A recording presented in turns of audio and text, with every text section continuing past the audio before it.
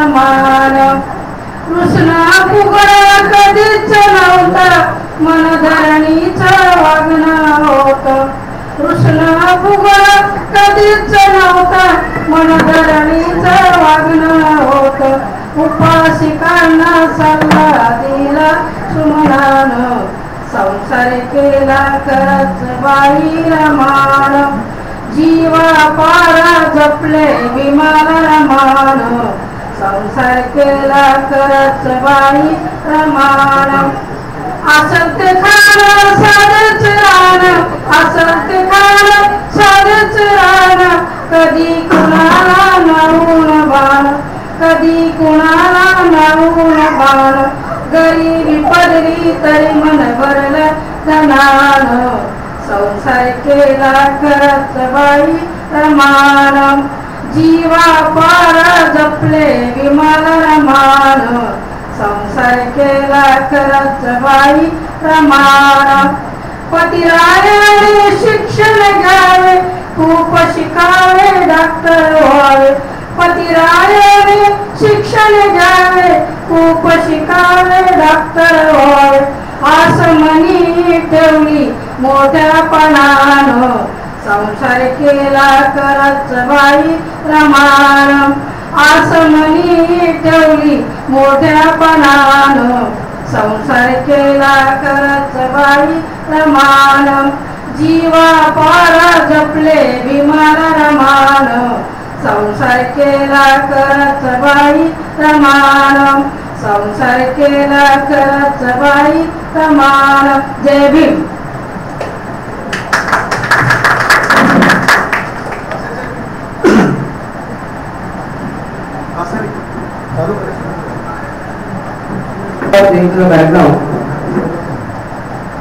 याच ठिकाणी संपला व ॲट्रॉसिटीचं जे आज लेक्चर आहे हे एल्वेशन मिळतील असे मी त्याला विनंती करतो.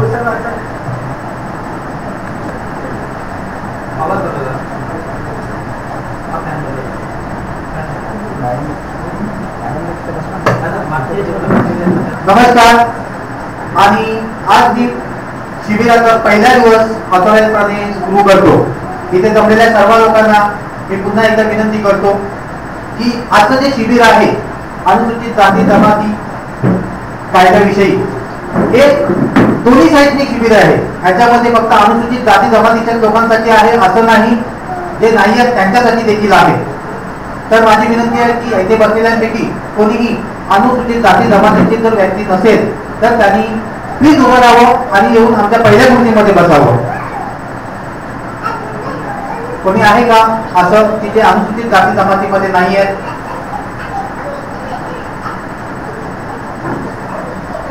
ठीक आहे.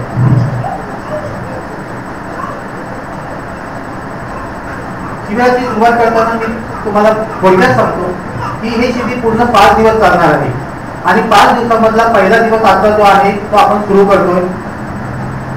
पण पूर्ण 5 दिवसात काय काय होणार आहे हे मी थोडक्यात तुम्हाला पहिल्यांदा सांगतो. जो पहिला दिवस आहे पहिल्या दिवसामध्ये आज आपण थोडा वेळ थांब. तर आजचा जो पहिला दिवस आहे त्या पहिल्या दिवसामध्ये आपण एक्झॅक्टली क्रिमिनल कोर्ट कसं चालतं, पोलीस स्टेशन बद्दल जी माहिती आहे, पोलीस स्टेशन मध्ये इन्क्वायरी कशा होतात, पोलीस स्टेशन मध्ये एफआयआर कसा होतो, एन्क्वायरी कशा होतात, पोलीस स्टेशन मध्ये इन्व्हेस्टिगेशन कसं होतं हे सर्व बघणार आहोत. दुसरा दिवस आहे जो 14 आहे. त्या दिवशी आपण पूर्ण ॲट्रॉसिटी कायदा जो आहे त्याला सुरू करणार आहोत. दुसरा, तिसरा आणि चौथा दिवस पूर्ण ॲट्रॉसिटी कायदा आपण शिकणार आहोत आणि 5वा दिवस जो आहे तो ॲट्रॉसिटी कायदा आणि आरटीआय ऍक्ट ह्या दोघांच्यातून आरटीआय ऍक्ट मधून जास्तीत जास्त ॲट्रॉसिटी संबंधित माहिती आपण कशी कलेक्ट करू शकतो आणि त्याचा उपयोग कसा करू शकतो हे व्यवस्थित पाहणार आहोत. आजच्या शिबिराच्या पहिल्या दिवशी सुरू करताना मी जो पहिला महत्वाचा टॉपिक आहे तो सुरू करतो. जर तुम्ही कोणी वया पेन पुस्तकं हा आणलेली असेल तर प्लीज उघडा आणि नोट करायला माझी कोणती हरकत नाही. पण माझी विनंती आहे जास्तीत जास्त तुम्ही लक्ष द्या आणि जास्तीत जास्त दोन्ही बाजूंनी संवाद साधण्याचा प्रयत्न करा. खरं तर ॲट्रॉसिटीची अशी सेमिनार घ्यावी किंवा माहिती सांगावी किंवा असं प्रशिक्षण शिबिर घ्यावं असं का, असा प्रश्न सर्वांना पडलेला असेल या पुढे असायच होता. हे असं का, असं काय कारण आहे की अॅट्रॉसिटीबद्दल शिक्षण द्यावं म्हणून अनुसूचित जाती जमातीच्या लोकांना शिकवावं आणि त्यांना त्यांच्या कायद्याबद्दल माहिती द्यावी असं का? सगळ्यांच्या मनामध्ये प्रश्न पडलेला असेल. माझी विनंती आहे, जर असा कोणाला प्रश्न पडलेला असेल तर प्लीज त्यांनी उभं राहून मला विचारू शकता असं का, आणि त्याचं उत्तर देखील तीच लोक देऊ शकतात की असं का, असं काय आहे की अॅट्रॉसिटीबद्दल माहिती देणं खूप गरजेचं झालेलं आहे. काय नवीन नाही. अॅट्रॉसिटीबद्दल असं कोणाला माहिती नाही असं इथे कोणीही नसेल, पण तरी देखील मी विनंती की सर्वांना अॅट्रॉसिटीबद्दल जी काय माहिती आहे ती आपण थोडक्यात शेअर करूया. तर मी कासारे साहेबांना पहिल्यांदा विनंती करतो, कासारे साहेब 2 मिनिटं उभे राहून थोडक्यात मला जरा तुम्हाला जी काय माहिती अॅट्रॉसिटी संबंधित ती तुम्ही सांगा.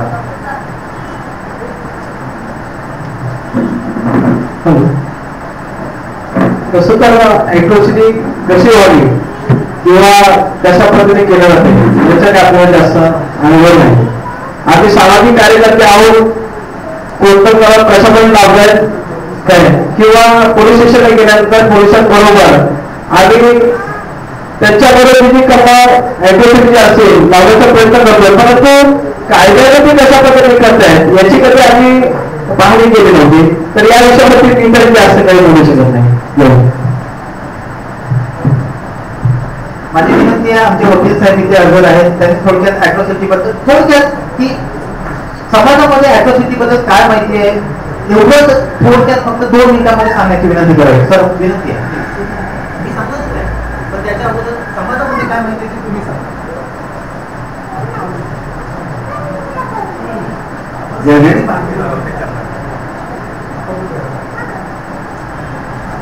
अॅट्रॉसिटीबद्दल आपल्याला जी माहिती आहे त्याबद्दल आता साहेब आपल्याला पुढे सांगणार असेल, तर त्याच्या आधी थोडंसं सांगू शकतो. हा जो कायदा आहे हा स्पेसिफिकली कोणासाठी बनवलेला आहे? स्पेसिफिकली जे बहुजन आहे, SC SC ST जे आहे समाज आहे त्याच्यासाठीच बनवलेला आहे. त्याच्यामध्ये ज्या व्यक्तीवरती हा अन्याय होतो तो कोणत्या पद्धतीने होतो त्याच्याबद्दल कायद्यामध्ये जे कलम दिलेली आहे त्या कलमाचा साहेब विश्लेषण करतीलच, तुम्हाला सांगतील कशा पद्धतीने कोणता कलम कोणत्या ठिकाणी लागला जातो. पोलीस स्टेशनला कशा पद्धतीने तुमच्या विरोधात जे गुन्हे झालेले आहेत ते अॅट्रॉसिटीच्या कायद्याच्या अंतर्गत कसे येतात ते साहेब तुम्हाला सांगतील. आपल्याला कायद्याची माहिती असते कधी कधी, पण आपण ती इम्प्लिमेंट करू शकत नाही, कारण की आपण त्या कायद्याच्या अंतर्गत वावरत नसतो. कधी कधी आपल्याला वाटतं काही कायद्यामध्ये येतं की नाही, म्हणजे अॅट्रॉसिटी कायद्यामध्ये, पण त्या गोष्टी असतात त्या कायद्याच्या अंतर्गत असतात, ज्या तुमच्या समाजाच्या पर्टिक्युलर समाजाच्या विरोधात जो गुन्हा घडलेला असतो त्या गुन्ह्याच्या संदर्भात हा अॅट्रॉसिटी कायदा कसा इम्प्लिमेंट होतो त्या संदर्भात आपल्याला साहेब थोडी माहिती देतील. आपल्याकडे मला असं वाटतं की आपल्याकडे नॉलेज आपण बोलतो मला खूप आहे, पण आपल्याला आपण तीच गोष्ट आपल्याला आठवतं की आपल्याला खूप नॉलेज असतं, पण आपल्याला ते चुकीचा भ्रम असतो का मला सगळं नॉलेज असतं. त्यामुळे आपण जास्तीत जास्त प्रयत्न केला पाहिजे तर आपल्याला नॉलेज जरी किती असलं तरी कायद्याच्या गोष्टीमध्ये त्याचा वापर हा कशा पद्धतीने केला जातो आणि त्या कायद्याचा अभ्यास करणारा सांगू शकतो किंवा एखादा वकील किंवा जाणकार गोष्टी सांगू शकतो. तर मी पुढच्या साहेबांना सांगेल का ह्या कायद्याची व्यवस्थित इतर जे उपस्थित आपले बंधुजन आहेत किंवा भगिनीजन आहेत त्यांना बरोबर सविस्तर माहिती दिली आणि ते देतील तुम्हाला पूर्ण खात्री आहे. आणि त्यासाठीच त्यांना इतकं निमंत्रित केलेलं आहे. तरी मी पुढचं जे काही आहे ते साहेबांना सांगतो का त्यांनी आम्हाला मार्गदर्शन करायचं. धन्यवाद साहेब.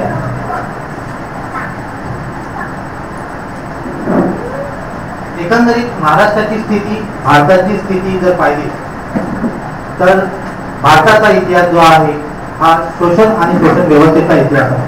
हे काय मला सांगायची वेगळी गरज नाही.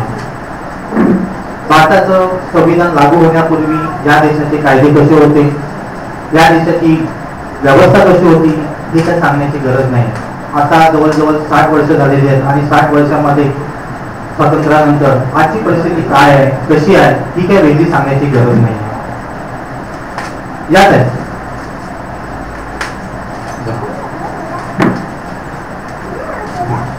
बसून घ्या.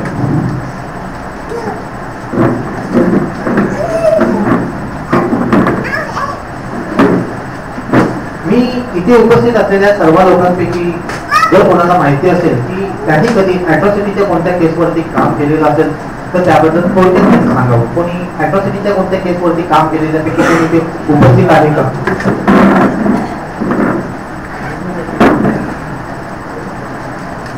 कोणी आहे का ज्यांनी अॅट्रॉसिटीचा एफआयआर दाखल करण्यासाठी प्रयत्न केला किंवा एखादी अॅट्रॉसिटीच्या संबंधित कोणती घटना घडलेली आहे? प्लीज प्लीज आहे प्लीज प्लीज. सर्वप्रथम सर्वांना नुकतीच आमच्या विभागामध्ये विक्रोळी आपलं तांदूळमाल सर्वे इथे 2 तारखेला अॅट्रॉसिटी घेण्यात आली आहे. त्यासाठी आम्ही दबाव आणून तो अॅट्रॉसिटी दाखल केली. वास्तविक अॅट्रॉसिटी दाखल करताना जे साक्षीदार लागतात ते ओपन मध्ये असावेत का आपल्या जातीचे असावे या संदर्भात थोडी माहिती हवी. दुसरी गोष्ट, कारण पोलीसवाले नेहमी बोलतात की ओपनवाला साक्षीदार पाहिजे म्हणून. दुसरी गोष्ट म्हणजे अॅट्रॉसिटी दाखल केली आहे पण प्रिज्युडाइज माइंडनी पोलीस स्टेशन हे प्रिज्युडाइज माइंडनी सर्व ऑफिसर काय आपले असतात काय इतर समाजाचे हिंदू मेंटॅलिटीचे असतात ते क्रॉस कंप्लेंट घेतात आणि तिथेच कमी होईल असं ते प्रयत्न करतात. टेक्निकली काय तोट्यात ठेवतात त्याच्यामध्ये. असं आमच्याकडे मला अॅट्रॉसिटी दाखल केली आणि काही तासांतराने जसा जमा घरी गेला तर ज्यांनी फिर्याद दाखल केली त्यांनाच परत त्यांच्यावर गुन्हे दाखल केले. अॅट्रॉसिटी 1 जणांवर घेतली पण गुन्हे दाखल 5 जणांवर घेतले. ही नुकतीच परवाची घटना आहे आणि हा कायदा महाराष्ट्रामध्ये जो आहे की भारतावर लागू आहे. 1889 चा कायदा करण्यात आला महाराष्ट्रामध्ये आणि दरवेळेस अॅट्रॉसिटी दाखल मागे पण अॅट्रॉसिटी दाखल झाल्या महाराष्ट्रामध्ये 1972 ला मराठवाड्याच्या दंगलीमध्ये आणि नामविस्ताराच्या वेळेस त्या परत रद्द करण्यात आल्या राजकीय निर्णय घेऊन. कमीत कमी 2,5-3 हजाराच्या त्या मोबदल्यामध्ये राज्य सरकारने प्रिव्हिलेज माइंडनी त्या रद्द केल्या अॅट्रॉसिटी. तर ह्या अॅट्रॉसिटीला काय म्हणजे एवढंच ते हे होत नाहीये. तर याबद्दल थोडीशी आभारी आहे साहेब आणि थँक्यू व्हेरी मच की मी सांगणं एखादी परिस्थिती आणि तुमच्यापैकी कोणी सांगणं परिस्थिती ह्याच्यामध्ये जमीन आसमानाचा फरक असतो. तुमच्यापैकी आता एका साहेबांनी सांगितलेलं आहे इथे की अॅट्रॉसिटी दाखल करताना आम्हाला नेहमी मोर्चे काढावे लागतात, नेहमी आम्हाला आंदोलनं करावी लागतात. आमच्या 10-15 लोकांना घेऊन जावं लागतं, 50 साहेबांची फोन करावे लागतात, त्यांच्या हातपाया पडावं लागतं आणि पोलीस स्टेशनला जाऊन ते पोलीस स्टेशन द्वारे त्यांच्या डोक्यामध्ये पहिल्यापासून काय करतात ठेवतात की ह्या केसमध्ये दाखलच करून घ्यायची नाही किंवा ह्यांना फिरवायचं किंवा ह्यांच्या विरुद्ध पण केस दाखल करून घ्यायची क्रॉस केस आणि ह्या सगळ्या गोष्टी होतात. यापुढे एवढंच नाही तर ज्यांनी अॅट्रॉसिटी दाखल केले त्यांच्यावरती चॅप्टर केसेस दाखल केले जातात, त्यांना रोज बोलवलं जातं, त्यांना बहिष्कृत केलं जातं आणि बहिष्कृत केल्यानंतर देखील त्यांना तेवढ्यावरती थांबवलं जात नाही बहिष्कृत करून, तर त्यांना सतवलं जातं, त्यांना पयाला पैशाला यांना त्रास दिला जातो आणि अशा अवस्थेमध्ये हे सगळे विटनेस त्यांना सगळ्यांना धमकवलं जातं आणि धमकवल्यानंतर काय केलं जातं केस दाखल करून घेत नाही, वरून त्रास देतात. चुकून जर केस दाखल करून घेतली तरी पण समाजामध्ये म्हटलं जातं की या खोट्या केसेस दाखल करतात, समाजाला जो काय अॅट्रॉसिटी ऍक्ट पास झालेला आहे त्या अॅट्रॉसिटी ऍक्टचा गैरफायदा घेतात आणि गैरफायदा घेऊन काय करतात तर समाजाची बदनामी होते, आपली पण लोक ओरडतात, त्यांची पण लोक ओरडतात, पैसे घेतात, हे करतात ते करतात, असे काही अपप्रचार करतात आणि अपप्रचार करून काय होतं केसचा निकाल देखील कधीतरी आपल्या बाजूने लागत नाही आणि कधीतरी आपल्या बाजूने लागतो आणि त्याचं प्रमाण महाराष्ट्रामध्ये फक्त 2% आहे आपल्या बाजूने प्रमाण लागण्याचं. तर मी पुन्हा एकदा काय सांगतो, सन 2007 मध्ये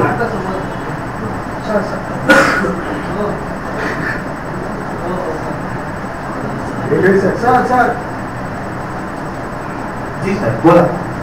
हमारा है ना जब आपका क्लास है ना अॅट्रॉसिटी ऍक्ट काय आहे ना त्याच्याबद्दल पहिली माहिती सगळी माहिती आणि त्याच्यानंतर जे गुन्हे वगैरे त्याच्याबद्दल नक्की काय अॅट्रॉसिटी म्हणजे काय. साहेब, मी हे शिबिर सुरू करताना सांगितलं होतं की आज ऍट्रॉसिटीचा जरी पहिला दिवस असला तरी पण आज बेसिक प्रोव्हिजन ज्या क्रिमिनल कोर्टाच्या आहेत, पोलीस स्टेशनच्या आहेत, त्या सुरू होणार आहेत आणि पुढच्या तारखेपासून 14 तारखेपासून डिटेलमध्ये ऍट्रॉसिटीवरती आपण सुरुवात करणार आहोत. जिथपर्यंत त्या डिटेलमध्ये तुम्ही बघत नाही तिथपर्यंत ऍट्रॉसिटीला हात घालण्यात काही अर्थ नाही. ऍट्रॉसिटी म्हणजे काय तेच पहिलं सांगा आम्हाला, म्हणजे त्याच्यानंतर आम्हाला ते केस काय ते आम्हालाही कळतील. हो साहेब, ऍट्रॉसिटी म्हणजे काय हे सांगते सर्वात पहिल्यांदा. ऍट्रॉसिटी म्हणजे काय, तर जे कायद्याचं नाव आहे त्या कायद्याचं नाव आहे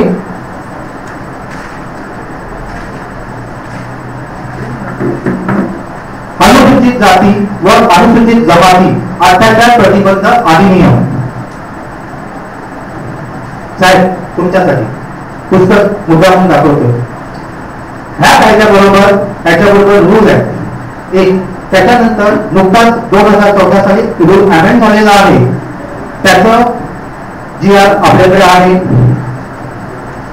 या कायद्याप्रमाणे सेक्शन 3 मध्ये एक त्याच्यामध्ये 15 सब सेक्शन आहेत आणि दुसरं 2 ज्याच्यामध्ये ऍट्रॉसिटी जो प्रकार आहे, कोणते कोणते गुन्हे हे ऍट्रॉसिटी कायद्यामध्ये येतात, त्या कायद्यामध्ये येतात ते डिटेलमध्ये आलेले आहे. आणि हे सगळं आपण दुसऱ्या सेमिनार पासून 4थ्या सेमिनार पर्यंत डिटेलमध्ये बघणार आहोत. तत्पूर्वी आपण आता बघणार आहोत की ऍट्रॉसिटी कायदा हे दाखल करताना, ऍट्रॉसिटीचे FIR दाखल करताना साहेबांनी मगाशी सांगितलं की किती अडचणी येतात. या अडचणीला लोक आम्ही नेहमी का सहन करतो, आमच्यापैकी किती कोण लोक आहेत ज्यांच्यावरती ऍट्रॉसिटी होते, त्यांना ह्या सगळ्या गोष्टी का कराव्या लागतात. सर्वात महत्वाचं, त्यांना आंदोलनं करावीच लागतात. असं का होतं, कुठे आम्ही पोलीस स्टेशनला गेलो की आमची फिर्याद दाखल करून का घेतली जात नाही. इन्व्हेस्टिगेशन करताना जाणीवपूर्वक का म्हणून अशा चुका ठेवल्या जातात. 2% महाराष्ट्रामध्ये फक्त 2% कन्व्हिक्शन रेट का आहे. या सगळ्या गोष्टींचा विचार करण्यापूर्वी सर्वात पहिल्यांदा आज आपण बघणार आहोत की क्रिमिनल कोर्ट कसं चालतं, पोलीस स्टेशन कसं चालतं, पोलीस स्टेशन मध्ये नक्की काय घडतं आणि काय घडत नाही. तुमच्यापैकी इथे बरेच जण पोलीस स्टेशनला गेलेले असणार, बरोबर आहे साहेब. पोलीस स्टेशन मध्ये गेल्यानंतर तुम्ही तिथे गेल्यानंतर तुम्ही आलात तर तुमचं स्वागत केलेलं आहे का कोणी. कोणत्या ऑफिसरने बोलत परत आलं साहेब तुम्ही आलात काय पुन्हा घ्यायला सांगा आम्हाला, असं कोणी बोललं का कधी. तुम्ही कधी जर गुन्हा दाखल करण्यासाठी गेलात कोणतं तर तुम्हाला तुमचं ऐकून पूर्ण घेऊन व्यवस्थितरित्या पोलीस स्टेशन मध्ये FIR दाखल करून घेतला गेलेला आहे का. कोणी हे म्हणणार आतापर्यंत इथे आहे का. जर असेल तर त्यांनी हात वरती करा प्लीज. तर नाही त्या लोकांची गोष्ट जे अनुसूचित जाती जमातीमध्ये येतात त्यांच्यावरती अन्याय झालेला आहे आणि ती लोक पोलीस स्टेशनला गेली तर त्यांचं FIR सहज कोणी दाखल करून घेईल का. जर सर्वसामान्य माणसांचा जर FIR दाखल करून घेतला जात नाही तर आज आपण ते पाहणार आहोत. त्यातली महत्वाची गोष्ट आहे पोलीस तपासातली. पोलीस तपास जो आहे त्या पोलीस तपासातल्या कायदेशीर गोष्टी बघणार आहोत. त्यापैकी पोलीस तपासातल्या कायदेशीर गोष्टींपैकी सगळ्यात पहिल्यांदा आज आपण बघणार आहोत पोलीस तपासातील पहिली खबर, जी फक्त पहिली खबर. आणि दुसरी गोष्ट बघणार आहोत ती ऍट्रॉसिटी ऍक्ट मधली पहिली खबर. तर तुमच्यापैकी इथे कोणी आहे ज्यांनी FIR दाखल केलेला आहे कधी. FIR बद्दल कोणाला माहिती आहे, FIR कसा दाखल करतात. तर आज आपण सविस्तरपणे पाहणार आहोत पहिली खबर आणि ऍट्रॉसिटी ऍक्ट मधली पहिली खबर. त्याच्यानंतर पुढे आपण पाहणार आहोत पोलिसांसमोरील जबाब आणि ऍट्रॉसिटी ऍक्ट मधला पोलिसांसमोरील जबाब कसा द्यायचा त्याबद्दलची माहिती. प्लीज जरा नोट करून घ्या म्हणजे विषय मला विसरता येणार नाही आणि मी व्यवस्थित करून घेईन. पहिला आहे FIR आणि ऍट्रॉसिटी ऍक्ट मधील FIR.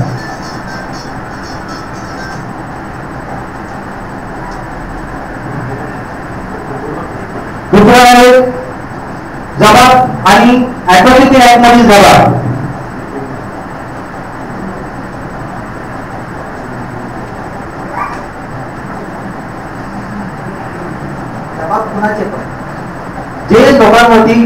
प्रकारे होतात ते फक्त विषय लिहून घ्या तुम्ही, मी बाकीचे बघतो पुढे. तर असे हे 2 महत्वाचे जे विषय आहेत, हे विषय तुम्हाला जिथपर्यंत कळत नाही तिथपर्यंत अॅट्रॉसिटीला हात घालताना म्हणजे ह्याचा बेसिक अभ्यास करणं खूप गरजेचं आहे. तर आता आपण सुरू करूया फक्त FIR आणि त्याच्यानंतर आपण बघूया अॅट्रॉसिटी ऍक्ट मधला FIR. FIR म्हणजे काय? तर पहिली खबर सगळ्यांना माहिती आहे, बरोबर?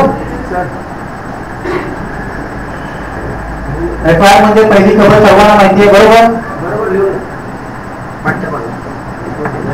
भारतीय दंड संहिता म्हणजे CRPC प्रमाणे 154 सेक्शन खाली FIR दाखल केला जातो. FIR दाखल करण्याचा अधिकार कोणाला आहे?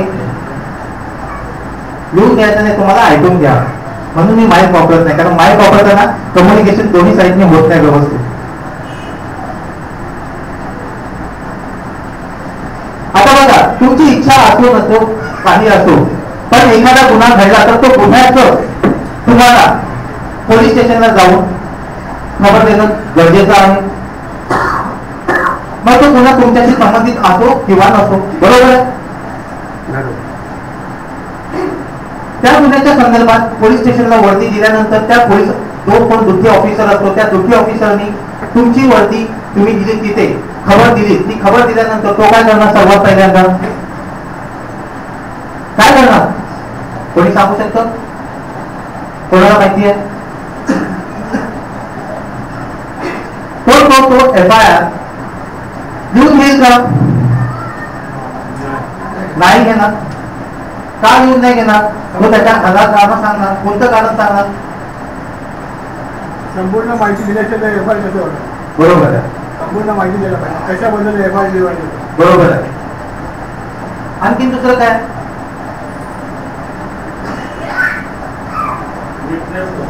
विटनेस पाहिजे. आणखीन काय?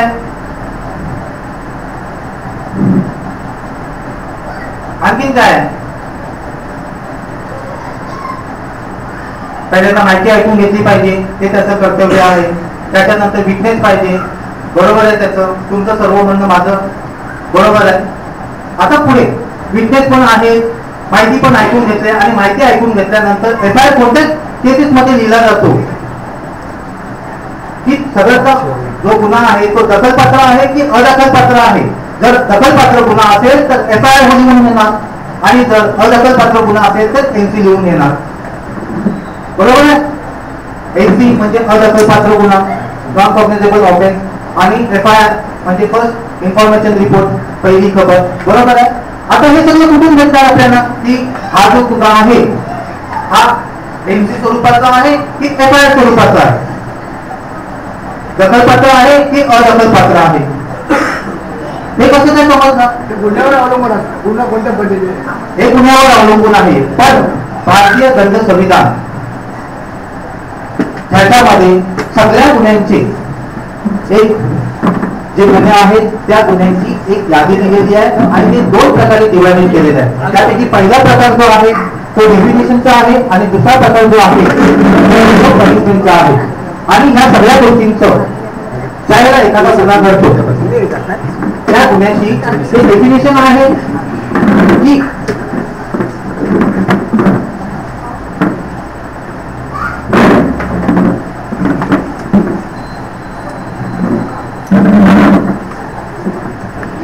दोन प्रकारचं असतं.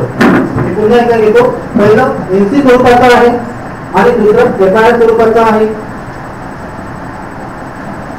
आता हे NC कशामध्ये घेतात आणि FIR कशामध्ये घेतात हे पाहणं आपल्याला सगळ्यात महत्त्वाचं आहे. जे पुस्तक आहे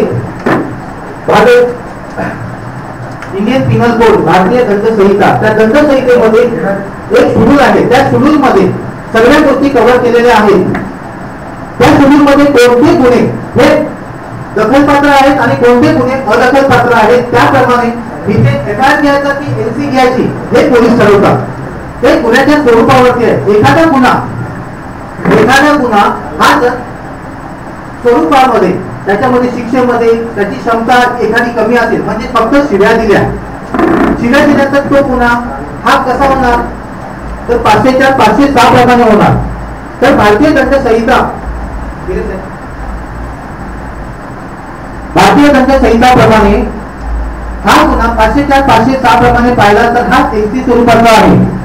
आणि एनसी स्वरूपाचा का आहे? कारण ह्याच्यामध्ये शिक्षेचं प्रमाण हे कमी आहे. ह्याची जी सती आहेत कोणत्या ज्या आहेत त्या कोणत्या सती देखील कमी स्वरूपाच्या आहेत. म्हणून हा गुन्हा जो आहे हा एनसी स्वरूपाचा आहे. दुसऱ्याकडे कसं पाहिलं तर एखाद्या माणसाने काय केलेलं आहे तर मोठ्या बांबूने मारलेलं आहे, त्याचा हाड फ्रॅक्चर झालेला आहे. हाड फ्रॅक्चर झालेला आहे तर हा जो गुन्हा आहे हा गुन्ह्याची जर स्थिती पाहिली आपण त्याच्या स्थिती कशा आहेत तर जास्त आहे, इजा झालेली आहे, रक्त आलेला आहे, फ्रॅक्चर झालेला आहे. तर हा जो गुन्हा आहे हा दखलपात्र स्वरूपाचा आहे. तर सर्वात पहिल्यांदा दखलपात्र स्वरूपाचे जे मोठे गुन्हे आहेत ते मोठे गुन्हे म्हणजे ज्याच्यामध्ये शिक्षा 3 वर्षापेक्षा जास्त आहे हे दखलपात्र स्वरूपाचे गुन्हे त्यांचे एफआयआर बनतात. आणि ज्याच्यामध्ये शिक्षा कमी आहे त्या गुन्ह्यांमध्ये एनसीआर बनतात. सर्वसामान्य माणसांसाठी हे शिबिर आहे, त्यामध्ये सर्वसामान्य माणसांच्या पद्धतीने मी देखील तसंच बोलते. टेक्निकली त्याच्यामध्ये काही कसे गुन्हे आहेत 494 दुसरा व्यवहार करणं, त्याच्यामध्ये देखील एनसी मध्ये नंतर केस दाखल करावी लागते. 7 वर्षाची शिक्षा आहे पण आधी एनसी मध्ये नंतर केस दाखल करावी लागते. तर एफआयआर दाखल करताना आम्ही तो गुन्हा दखलपात्र आहे की नाही ह्याची खात्री केली पाहिजे. त्या गुन्ह्याचं स्वरूप कसं आहे ह्याची खात्री केली पाहिजे. आणि त्या गुन्ह्यामध्ये असलेली शिक्षा किती प्रमाणात आहे त्याची खात्री केली पाहिजे. आणि हे काम कोणाचं आहे तर सर्वात पहिल्यांदा तो गुन्हा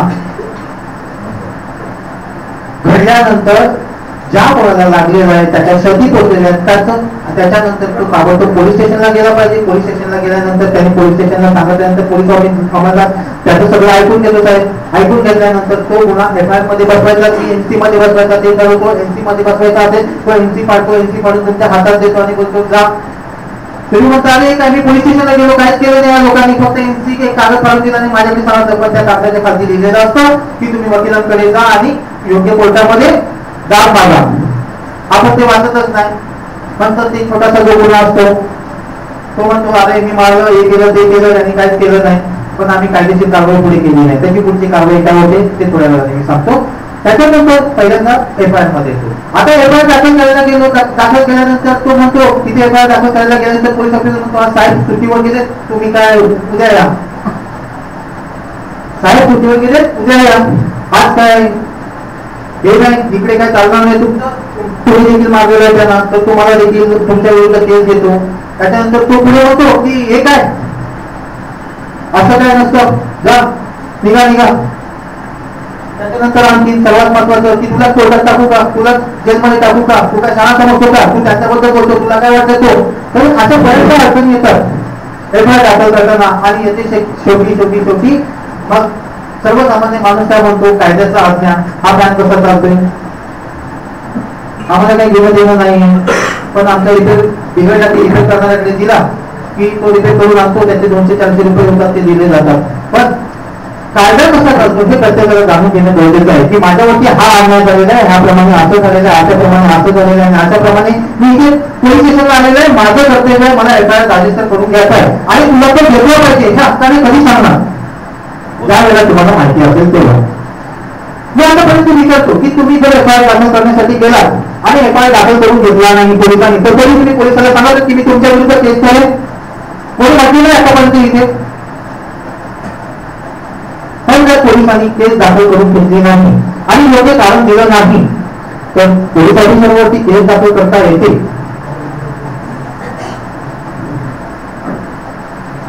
कशी एका वेगळ्या सांगताय मला अशी तुम्हाला पैकी जर कोणाला वाटत असेल तर पोलीस ऑफिसरनी केस दाखल केली नाही म्हणून त्याच्यावरती केस दाखल करता येते.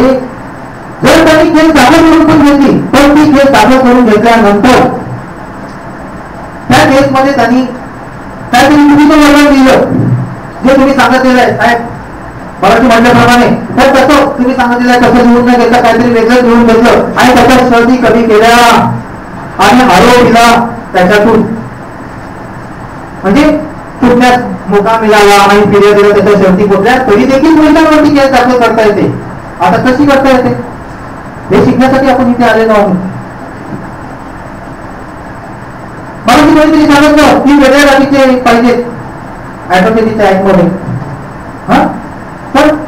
विटनेस किंवा साक्षीदार हे वेगळे अतिथी पाहिजे असं काही प्रोव्हिजन नाहीये. आंधळा असला, मुला असला, बहिरा असला, पांगा असला, पण तो त्या घटनेशी कुठेतरी संबंधित आहे, तो साक्षीदार. पण हे आम्हाला माहिती पाहिजे आणि ही माहिती असेल तर हे सगळं शिकण्यासाठी इथे आपण आलेलो आहोत. तर साधारण एफआयआर लिहिताना एवढ्या सगळ्या त्रास होतो, पण अॅट्रॉसिटीचा एफआयआर लिहिताना काय त्रास होतो याबद्दल मी थोडक्यात तुम्हाला सांगतो. संपूर्ण भारतभरामध्ये फक्त 10% केसेस नोटीस मध्ये येतात, म्हणजे तुमच्या माझ्या आपल्या सगळ्यांच्या समोर सांगितल्या जातात अॅट्रॉसिटीच्या बाबतीत. 90% केसेसला त्यांना नाव नाही, गाव नाही, काय नाही आणि त्यांना विचारणारं देखील कोणी नाही. फक्त 10% केसेस, त्या 10% पैकी फक्त 2% ह्या केसेस शेवटच्या कन्व्हिक्शन पर्यंत होतात आणि बाकीचे सगळे आरोपीच होतात.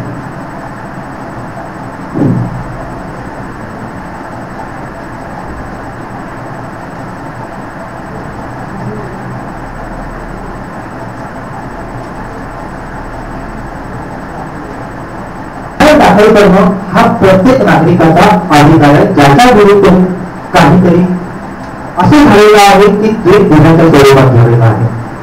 प्रत्येकाला इथे संस्था प्रस्थापित करण्याचा अधिकार आहे, प्रत्येकाला इथे आपल्या मालमत्तेचं रक्षण करण्याचा अधिकार आहे, स्वतःच्या जीविकाचं रक्षण करण्याचा अधिकार आहे. आणि कोणतीही गोष्ट असं तो करत असताना जर कोणी त्याच्या जीविताला बरोबर जीविताला काही दुखापत केली, मालमत्तेला दुखापत केली, तर त्यांना त्या संदर्भात पोलीस स्टेशन मध्ये जाऊन एफआयआर दाखल करण्याचा पूर्ण अधिकार आहे. पहिली गोष्ट तुम्हाला क्लिअर झाली? कोणाला काय याच्याबद्दल विचारायचं आहे? मी विनंती करेन की मगाशी पंचशील पूर्ण जाऊन दाखवलं गेलं, बरोबर आहे ताई? त्या पंचशीलचा पहिला तो भाग आहे, तो मी पुन्हा एकदा ऐकण्याची विनंती करतो. मगाशी कोणी पंचशील लिहिलं होतं?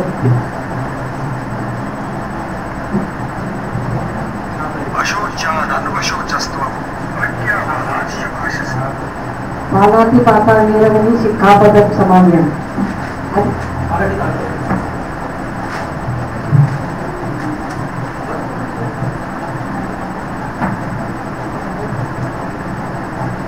पानाची पाताळ निरवनी शिखापदक समाधियामी. मराठीमध्ये कोणाला अर्थ माहिती आहे पप्पा? सांगा दादा प्लीज. कोणत्याही प्राणी मात्राची हत्या करणार नाही. ज्यावेळेस एखादा व्यक्ती कोणत्याही प्राणी मात्राची हत्या करतो किंवा मनुष्य प्राणीची हत्या करतो किंवा त्याला दुखापत होते त्यावेळेला गुन्हा होतो. आता जर प्राणी मात्राची हत्या केला 302 लागलं सेक्शन, पण तो मेला नाही, म्हणजे मेला प्राणी माणूस म्हणून जर मेला तर 302 लागलं. पण त्या माणसाला जर दुखापत झाली, साधी दुखापत झाली तर 323. जर गंभीर स्वरूपाची दुखापत झाली 324. जर त्या माणसाला आणखी गंभीर स्वरूपाची एक हत्याराने जर दुखापत झाली 326. जर त्या माणसाला पॉइझन देऊन दुखापत देण्याचा प्रयत्न केला 328. जर त्या माणसाला जीव घेण्याचा प्रयत्न केला पण त्याचा जीव वाचला पण खूप मोठी दुखापत झाली की त्या दुखापतीमुळे तो मरणं शक्य होता तर 304 अटेम्प्ट टू मर्डर त्याला म्हणतात. तर हे जे गुन्हे आहेत हे सगळ्या गुन्ह्यांपैकी पहिला गुन्हा जो मी सांगितला 323चा हा एनसी मध्ये येतो. बाकीचे सगळे गुन्हे जे आहेत ते एफआयआर मध्ये येतात. आता 25 गुन्हा आपली विनंती करेल की बोलून दाखवा प्लीज. अभिन्न दाना मिळवणी शिखापदक समान्य.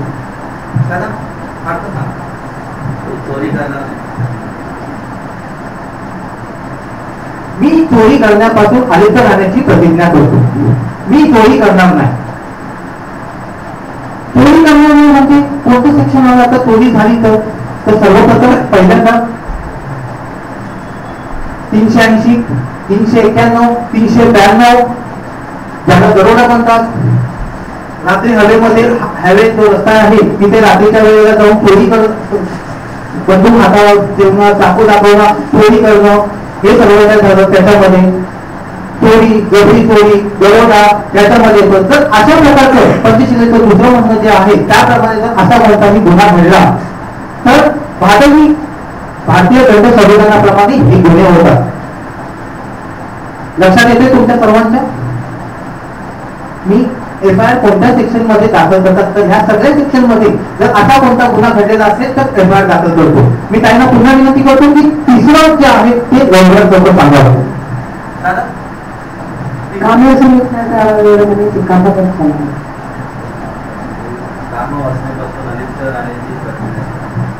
मी कामवासनेपासून आयुक्त राहण्याची प्रतिज्ञा करतो. कामवासनेपासून आयुक्त राहण्याची प्रतिज्ञा करतो. भारताचं दंड संविधान जे आहे त्याच्यापैकी 376 बलात्काराच्या केसेस, त्याच्यानंतर 354 ABCDE विनयभंगाच्या केसेस, त्याच्यानंतर 509 कलम विनयभंगाचं काय ते पण 1 वर्षाची शिक्षा. त्याच्यानंतर दुसरं लग्न केलं 392 394 494 494 494 495 497 या सगळ्यांच्या केसेस आहेत या सेक्शन मध्ये. त्याच्यामध्ये 494 494 मध्ये एनसी होते, विवाहाच्या संबंधित जे काय आहे त्याच्यामध्ये पहिल्यांदा एनसी होते, नंतर मग त्यांच्या केसेस दाखल केल्या जातात. या व्यतिरिक्त ज्या काय 376 377 375 प्रमाणे डेफिनेशन आहे बलात्काराची. आणि ह्या केसेस मध्ये सगळ्यात पहिल्यांदा काय होतं एफआयआर बनतो. आणि एफआयआर बनल्यानंतर काय होतं पुढची प्रक्रिया काय होणार आहे तुम्ही थोड्या वेळ सांगणार. आणखी 2 होलेले तुम्ही आपण कळू. दुसरा म्हणजे शिक्कापदक समाधी. मी खोटं बोलणार नाही, खोटी कृती करणार नाही. 420 419 415 प्रमाणे डेफिनेशन आहे. हे होत आहे. त्याच्यानंतर पुढे काय आणखी खोटं बोलणार नाही म्हणजे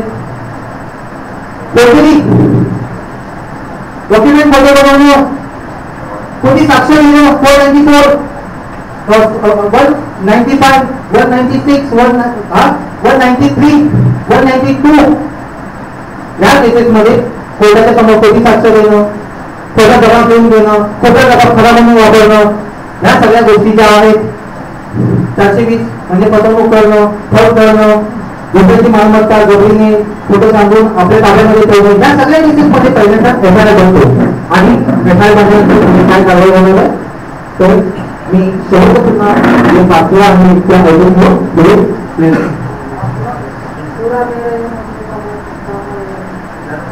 दारू पिणार नाही. जुना मेले मध्य क्रमांक ठाणा वेरमणी शिक्कापदक समाधी.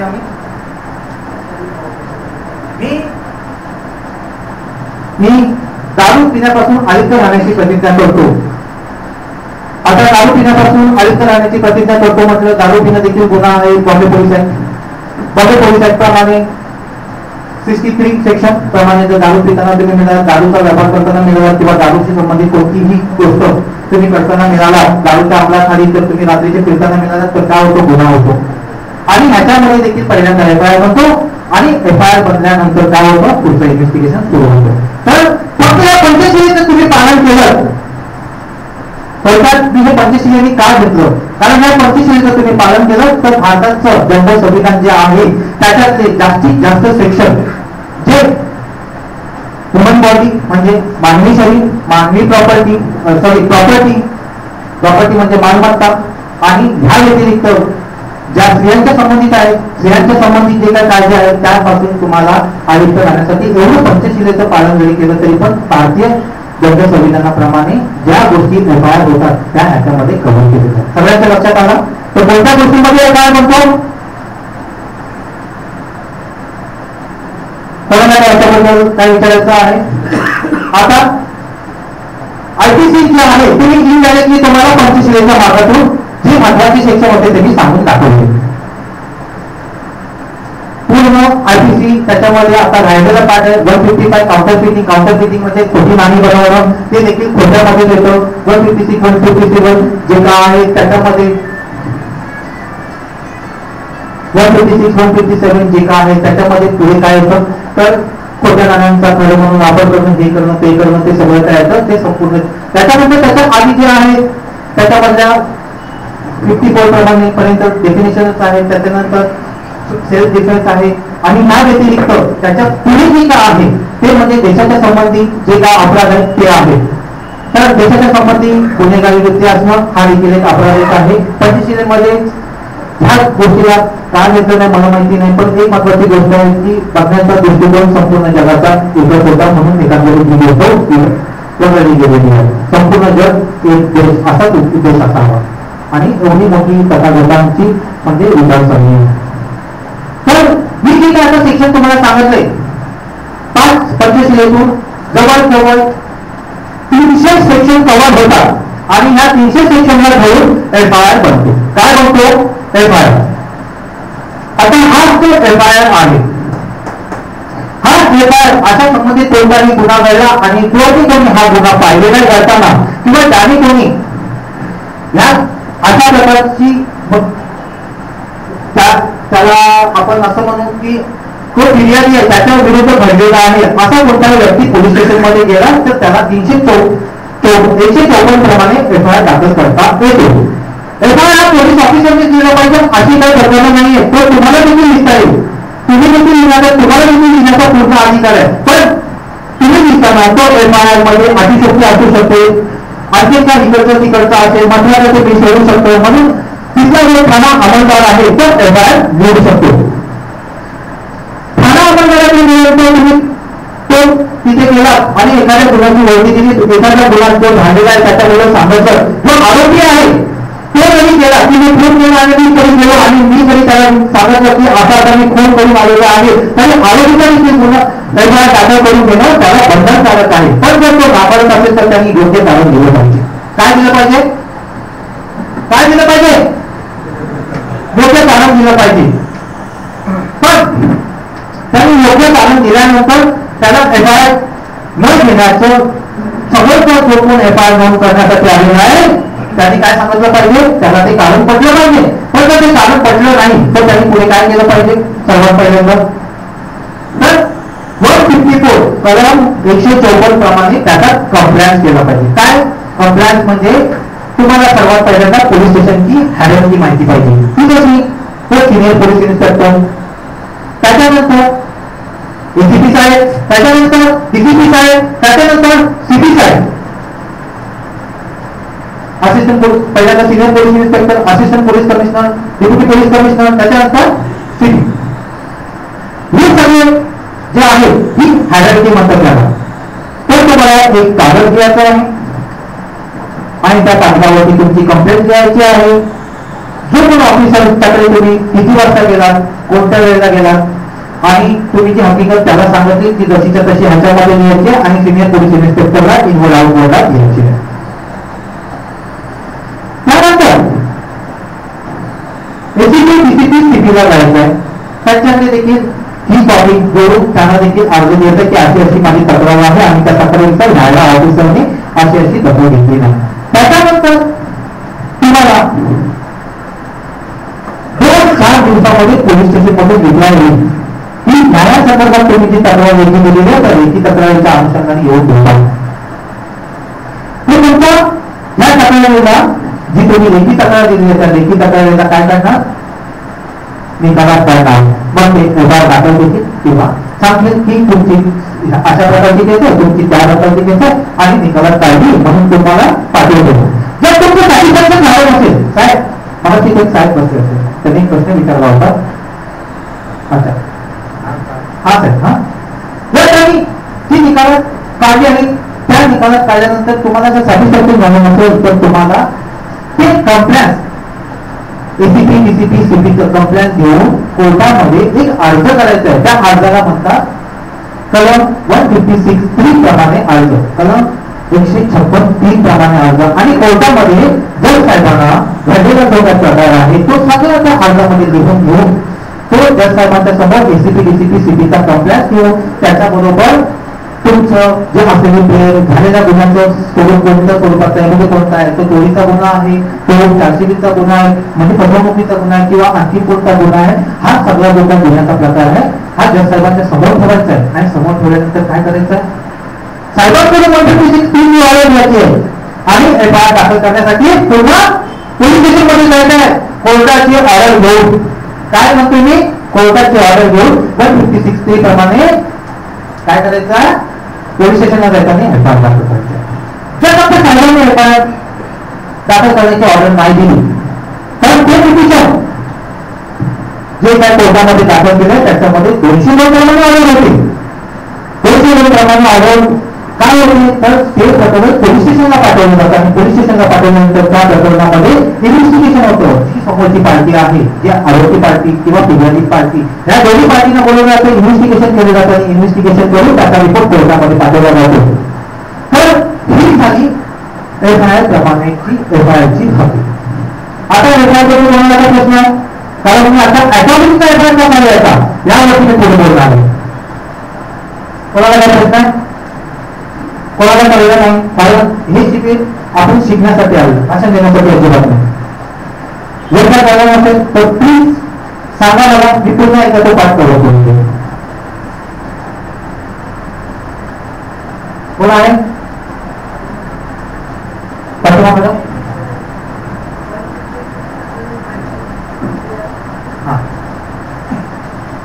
क्रिमिनल प्रोसिजर कोड, भारतीय क्रिमिनल प्रोसिजर कोड ज्याला म्हणतात, क्रिमिनल प्रोसिजर कोड मराठी बोला. भारतीय संहिता.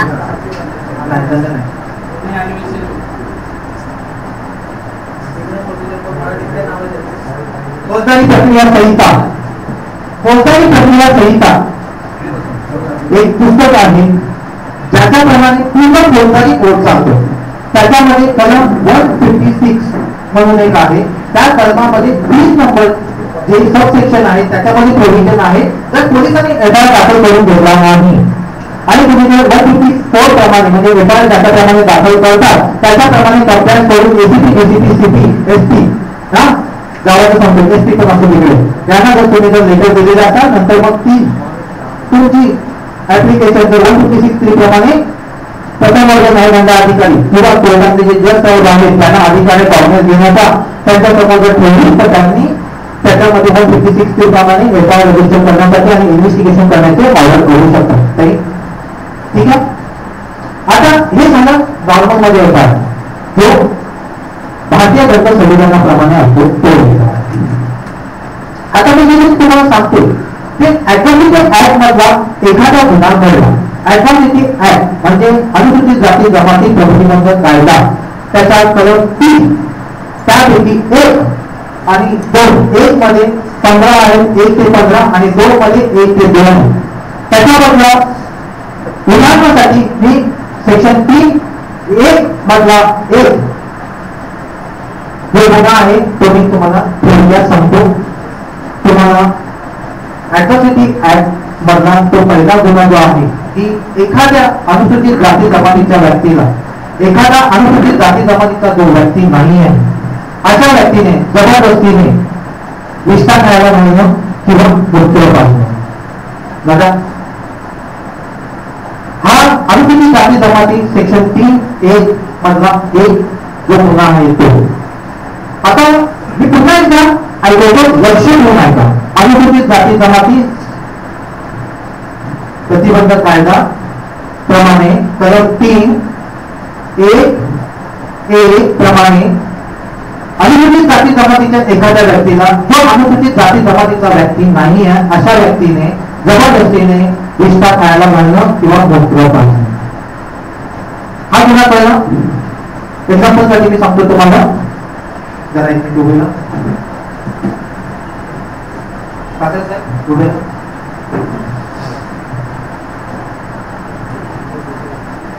हे गाव आहे आणि या गावामध्ये एक अनुसूचित जाती जमातीची व्यक्ती आहे आणि ही अनुसूचित जमातीची व्यक्ती नाही आहे आणि ह्या व्यक्तीने जबरदस्तीने या व्यक्तीला जी अनुसूचित जाती जमातीची आहे तिला मंत्र पाळलं.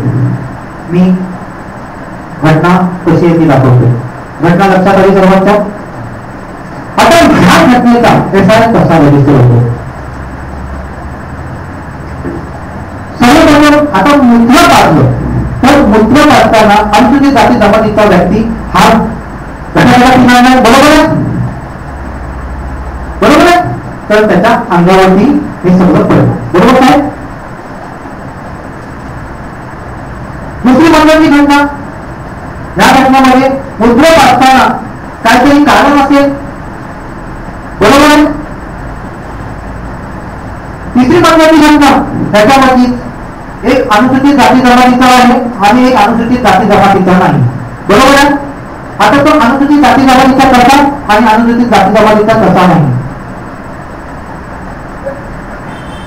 बरोबर आहे.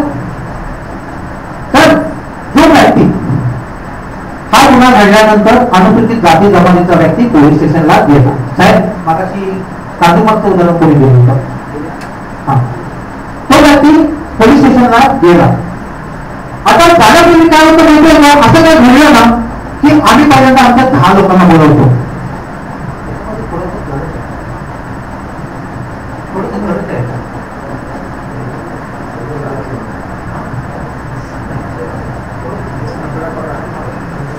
ज्याला मंत्र पाडलेला आहे अनुसूचित जाती जमातीची जी व्यक्ती आहे ती पोलीस स्टेशनला जाण्यापूर्वी काय करते, 10 लोकांना बोलवते. काय होते, तू ये बाबा, तू ये बाबा, तू ये तू ये तू ये तू ये, बघा काय झालं, बघा काय झालं, बघा काय झालं, बरोबर आहे. असंच घडतंय ना, काही म्हणजे काय हो काय असंच घडतं ना.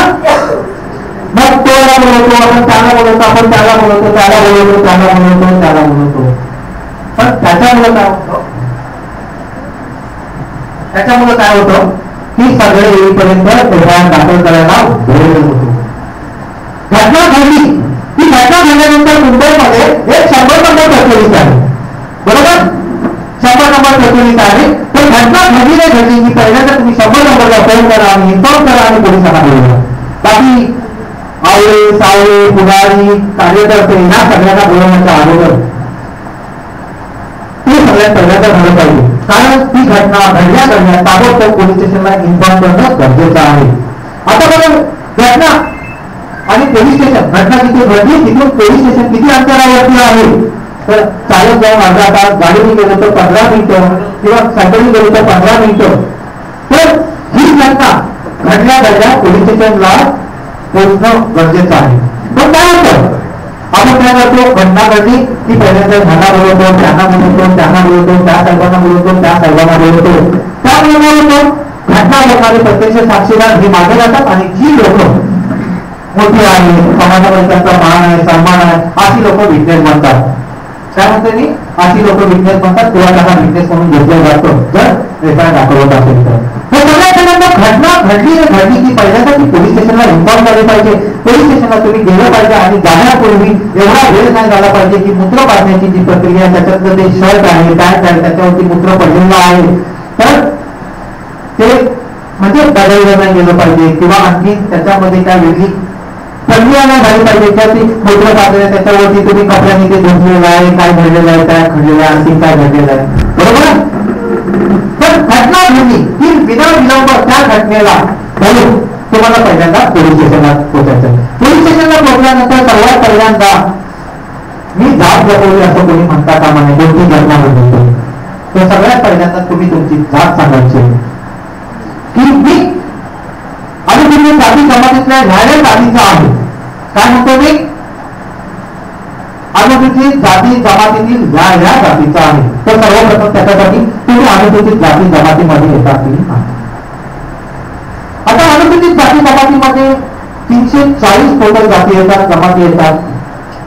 सगळ्या जाती जमातीचं मिळेल कळेपर्यंत एक शिबिर संपूर्ण झाले, पण तरी देखील मी थोडक्यात सांगतो. हिंदू धर्मातील महार जात, बौद्ध जात, मान जात, सांबाळ जात, भंगी जात, प्रामुख्याने ह्या त्यापैकी महार बौद्ध यांची मेजॉरिटी जास्त आहे. त्याच्यात खालोखाल मानवांची मान समाज जो आपला आहे त्यांची मेजॉरिटी जास्त आहे. त्याच्या खालोखाल सगळ्यात जास्त मुंबईमध्ये जी मेजॉरिटी आहे, सगळ्यात जास्त मुंबईमध्ये ते महिला उचलणारे भंगी समाज जो आपला आहे त्याची मेजॉरिटी सगळ्यात मुंबईमध्ये जास्त आहे. बाकीच्या प्रांतामध्ये तुम्ही पाहिलं तर महिला उचलणारे जे भंगी समाज आहे त्यांची मेजॉरिटी खूप कमी आहे, म्हणजे 0.0च्या पुढे आहे. तर तुम्हाला सर्वात पहिल्यांदा माहिती पाहिजे की अनुसूचित जाती जमातीच्या कोणत्या जातीमध्ये तुम्ही मोडता आणि तुम्हाला त्या लिहिण्यापूर्वी माहिती सांगायची आहे काय, त्यामध्ये तुम्ही कोणत्या अनुसूचित जातीतल्या जातीत आहात आणि ज्याने गुन्हा केलेला आहे तो अनुसूचित जाती जमातीचा नाही आहे आणि त्याची जात कोणती आहे या दोन्ही गोष्टी तुम्ही सांगणं गरजेचं आहे. जर तुम्ही सांगत नाही तर तो एफआयआर अनुसूचित जाती जमातीचा कायद्याप्रमाणे घेतला जाणार नाही. तो एफआयआर इंडियन पिनल कोड प्रमाणे घेतला जाऊ शकतो, IPC प्रमाणे, पण अनुसूचित जाती जमाती प्रमाणे घेतला जाऊ शकत नाही. कारण अनुसूचित जाती जमातीमध्ये लोकांना हे संरक्षण आहे, त्याच्यासाठी जो काही गुन्हा घडलेला आहे तो अनुसूचित जाती जमातीच्या लोकांच्या विरुद्ध झालेला किंवा व्यक्तीच्या विरुद्ध झालेला आहे आणि तो गुन्हा अनुसूचित जाती जमातीच्या व्यक्तीचा नाहीये, त्याने घडवलेला आहे, त्याच्या विरुद्ध दाखल करण्याचा अधिकार आहे. तर तुम्ही हकीकत सांगताना सर्वप्रथम ज्या वेळेला अनुसूचित जाती जमातीच्या संदर्भात कोणताही गुन्हा होतो त्यावेळेला तुम्ही अनुसूचित जाती जमातीच्या आहात, अनुसूचित जाती जमातीच्या न्यायाजातीतील आहात आणि जो गुन्हा त्यांनी केलेला आहे त्या अनुसूचित जाती जमातीतील त्या जातीतला अनुसूचित जाती जमातीला नाही आणि त्याची जात ही आहे हे स्पष्ट पाहिजे. जर समजा तुम्ही सांगत फक्त हे अनुसूचित जाती जमातीचा आहे पण जो समोरचा व्यक्ती आहे त्याला माहिती नव्हतं मी अनुसूचित जाती जमातीचा आहे, तर तो अनुसूचित जाती जमातीप्रमाणे ऍट्रॉसिटी ऍक्ट प्रमाणे रजिस्टर होईल. तर पुढे हायकोर्टात किंवा सेशन कोर्ट सुप्रीम कोर्टामध्ये क्रॉसिंगला गेल्यानंतर जो कोणी तो गुन्हा केलेला आहे, मी काय म्हणतो ज्याने गुन्हा केलेला आहे तो याचिका मागितली हायकोर्टामध्ये किंवा सुप्रीम कोर्टामध्ये ती क्रॉसिंगसाठी, तर त्याला तुम्ही अनुसूचित जाती जमातीचे नव्हतात हे माहिती तुम्ही होतात हे माहिती नव्हतं, ह्या ग्राउंडवरती पंजाब हायकोर्टाने ही एक केस रद्द केलेली आहे. तर अनुसूचित जाती जमातीचा एफआयआर लिहिण्यापूर्वी सर्वप्रथम तुम्ही अनुसूचित जाती जमातीचे आहात आणि ज्याने पण गुन्हा केलेला तो अनुसूचित जाती जमातीचा नाहीये हे त्या स्टेटमेंट मध्ये असणं अत्यंत महत्वाचं आहे. आता मी मगाशी सांगितलं तुम्हाला अनुसूचित जाती जमातीप्रमाणे इंडियन पिनल कोड प्रमाणे एफआयआर दाखल करायला गेला पण एफआयआर दाखल करून घेतला नाही, म्हणून तुम्ही 166 प्रमाणे केस दाखल करू शकता, 217 प्रमाणे केस दाखल करू शकता.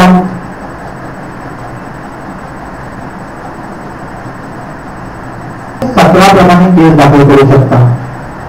इंडियन पिनल कोड भारतीय दंड संहितेप्रमाणे ही त्या ऑफिसरने मी एफआयआर दाखल करायला गेला तर एफआयआर दाखल करायला गेल्यानंतर त्यांनी काय केलं माझा एफआयआर दाखल करून घेताना एफआयआर नाकारला, म्हणून 217 प्रमाणे त्या ऑफिसरच्या विरुद्ध केस दाखल करू शकता. कधी ज्यावेळेला तुम्ही मागणीप्रमाणे केस दाखल करायला गेला त्यावेळेला.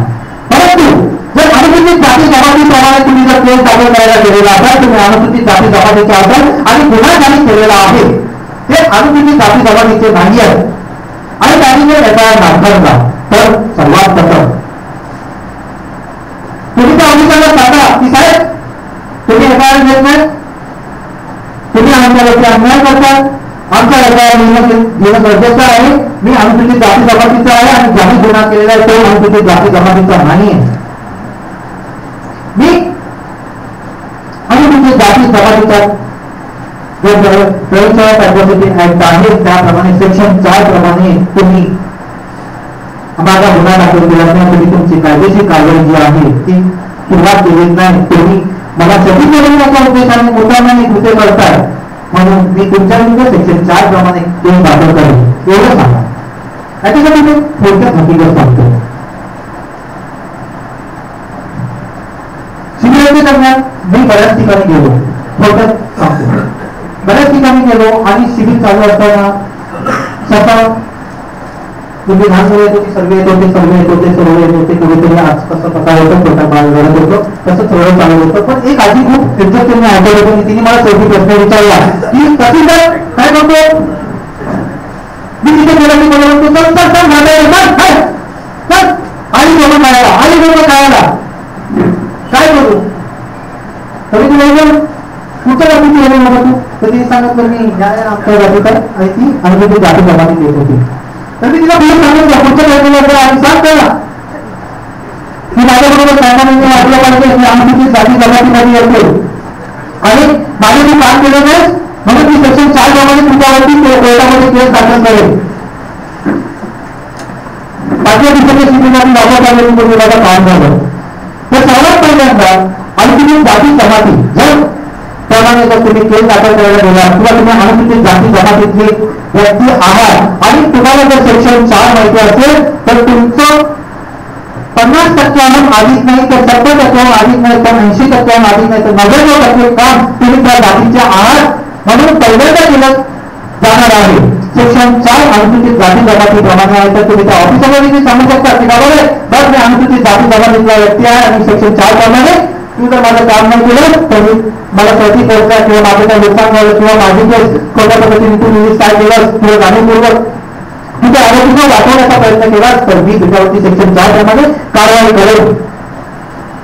जरी तो माहिती नाही तरी कोर्टामध्ये तुम्ही सेक्शन 4 प्रमाणे जर अर्ज केला तर त्याच्या विरोधात फक्त तो दोन येणारा ऑफिसर आहे किंवा तो अधिकारी आहे हा अनुसूचित जाती जमातीचा नाही पाहिजे. हे सर्वात महत्वाचं सांगतो. जर तो अनुसूचित जाती जमातीचा असेल तरी देखील तुम्ही सेक्शन 166 आणि 217 प्रमाणे त्याच्यावरती कारवाई करू शकता जर अनुसूचित जाती जमातीचा असेल तर. ऍट्रॉसिटीचा एफआयआर लिहिताना सगळ्यात पहिल्यांदा तुम्हाला त्याची जात लिहावी लागेल. तुम्ही अनुसूचित जाती जमातीचे आहात हे लिहावं लागणार. त्याच्यानंतर तुम्ही अनुसूचित जाती जमाती गुन्हा केलेला तो अनुसूचित जाती जमातीचा नाहीये आणि त्याची कोणती जात आहे ती लिहिली. त्याच्यानंतर घडलेली हकीकत जशी आहे तशीच लिहिण्याचा जास्तीत जास्त प्रयत्न केला पाहिजे. लिहिल्यानंतर तुमचा जबाब लिहून घेतल्यानंतर त्या जबाबामध्ये ऑफिसरनी तो जबाब केस तुम्ही सांगितल्याप्रमाणे लिहून घेतलेली आहे की नाही ह्याची खात्री केली पाहिजे. जर तसं त्याने लिहिलेलं नसेल काय करायचं पाहिजे तुला जर सांगतो ना मी असं लिहिलं माझ्या जेव्हा बरोबर होता असं काय बोलत असेल तर सांगायचं साहेब जबाब माझा आहे तुम्ही जर माझा जबाब मी सांगितल्याप्रमाणे लिहून घेत नसाल तर तुमच्या विरुद्ध तुम्ही कारवाई करेल. 167 तुम्ही स्वतः केलं पोलीस स्टेशनला पण माझं कोणते पोलिसांनी मी सांगितल्याप्रमाणे न घेता ते काय केलं म्हणून तुम्ही आरोपीला त्याच्यामध्ये कायदा व्हावा म्हणून काय केलं दाखल करून घेतलं लिहून घेतलं. तर मी सांगितल्याप्रमाणे ते लिहून घेतलं नाही त्याच्या त्या शर्ती कमी केल्या आणि त्याच्यासाठी देखील तो पोलीस ऑफिसर कायदेशीर कारवाईला पाठवला आहे. बघा तर तुम्हाला ही समज पहिल्यांदा माहिती पाहिजे. ज्यावेळेला तुम्हाला ह्या गोष्टी माहिती होतील आता पोलीस किंवा कोणताही अधिकारी असतो तो अधिकारी शासनाची काय घेतो सॅलरी घेतो बरोबर माझी तर तो काय करतो सॅलरी घेतो. तुम्ही वोटिंगला निवडणुकीमध्ये जाता आणि एक वोट टाकता बरोबर. त्या दिवसाला तुम्ही इतके राजे बसता तर त्याच्यानंतर पुढच्या 5 वर्षासाठी देखील तुम्ही राजा असता. तुम्हाला तुमचे अधिकार आहेत आणि ही जी काय शासकीय मंडळी जी बसलेली आहे ही सेवक आहे आणि ह्यांच्या डेफिनेशन मध्ये पब्लिक सर्वंट म्हणून येतं सेवक म्हणून येतं आणि ही सगळी लोक तुमची सेवा करण्यासाठी बसलेली आहेत तुमच्यावरती दादागिरी करण्यासाठी नाही किंवा तुम्हाला आरोग्य बोलण्यासाठी नाही तुमची हाय हाय करण्यासाठी नाही तुम्हाला पळवण्यासाठी नाही तर तुमचं काय करण्यासाठी सेवा करण्यासाठी तुमच्यावरती झालेल्या अन्याय अत्याचाराच्या संदर्भात जे काय आहे ते त्या पोलीस ऑफिसरने ऐकून घेऊन ते योग्यप्रमाणे लिहून घेतलं पाहिजे. जर त्यांनी एफआयआरमध्ये खोटेपणा केला तरी चुकीचं काही दिलं तर त्याच्यावरती कारवाई करता येते हे तुम्हाला माहिती पाहिजे 167 प्रमाणे. आता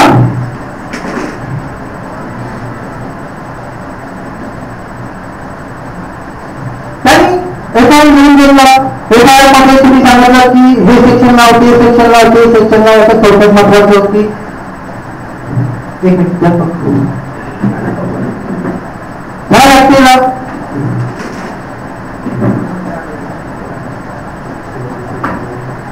या व्यक्तीला काय केलं तर बाजूने मारलं आणि बाजूने मारल्यानंतर या व्यक्तीचा हा हात फ्रॅक्चर झाला. काय झाला आता गुन्हा कोणत्या स्वरूपाचा मिळणार दखल पात्र की अदखल पात्र मगाशी मी घेतलं होतं दखल पात्र. पण ऑफिसरकडे हा माणूस गेला आणि ह्या माणसाचा हात तुटलेला फ्रॅक्चर झालेला आहे, त्याच्यानंतर एक्सरे जो रिपोर्ट आहे तो पण आहे. पण पोलिसांनी काय केलं माहितीये का, ह्याचा जो गुन्हा आहे तो फक्त 323 प्रमाणे दाखल करून घेतला. काय केलं, एनसी लिगल दाखल करून घेतली आणि ह्याला पाठवलं. पण एवढं दाखल करून नाही घेतलं, किंवा या व्यक्तीचा गुन्हा फक्त 324 प्रमाणे दाखल करून घेतला आणि ह्या माणसाला पाठवलं.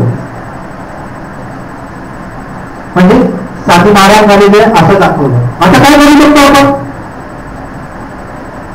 ह्या गुन्ह्यातील जो काय मेडिकल इव्हिडन्स होता, बरोबर आहे, हात फ्रॅक्चर झालेला आहे, बरोबर आहे, हात फ्रॅक्चर झाल्यामुळे काय झालेलं आहे, 326 जे सेक्शन आहे ते दिसलेलं आहे, बरोबर, ते लागलं पाहिजे. पण ऑफिसरने जाणीवपूर्वक ज्याने कोणी मारलं त्याच्याकडून व्यवस्थेप्रमाणे किंवा आलेल्या परंपरेप्रमाणे किंवा आणखी कशा प्रकारे काहीतरी घेतलं किंवा त्याला वाचवण्याचा प्रयत्न केला, तो मोठा माणूस होता. तर आता हा गरीब माणूस काय करणार, तर याला न्याय मागण्याचा पूर्ण अधिकार आहे. हा सेक्शन 318 प्रमाणे त्या गुन्ह्यातल्या शर्ती कमी केल्या म्हणून कोर्टामध्ये जाऊन त्या ऑफिसरच्या विरुद्ध केस दाखल करू शकतो. एवढंच नाही तर तो कोर्टामध्ये हजर राहून त्या कोर्टामध्ये तो मेडिकल सर्टिफिकेट त्याच्या सरकारी वकिलातर्फे देऊ शकतो आणि त्याच्यामध्ये 326 सेक्शन वाढवून घेण्यासाठी अर्ज करू शकतो आणि 326 सेक्शन वाढवू शकतो. ऍडव्होकेसीच्या ज्या ज्या घटना घडतात, मी इथे कंपॅरेटिव्ह मुद्दामून घेतो कारण ऍडव्होकेसी आणि आयपीसी बरेचसे स्वाभिमानाने जगण्यासाठी ऍडव्होकेसी हा अनुसूचित जाती जमातीतील लोकांसाठी आहे. तसाच गुन्हा होऊ नये प्रिव्हेंटिव्ह म्हणून आयपीसी आहे. आता पुढे एफआयआर दाखल करून घेताना या सगळ्या गोष्टी असून देखील मुद्दामून एफआयआर दाखल न करता एनसी करून घेतली तर आपण मगाशी घेतलेला आहे त्याच्याप्रमाणे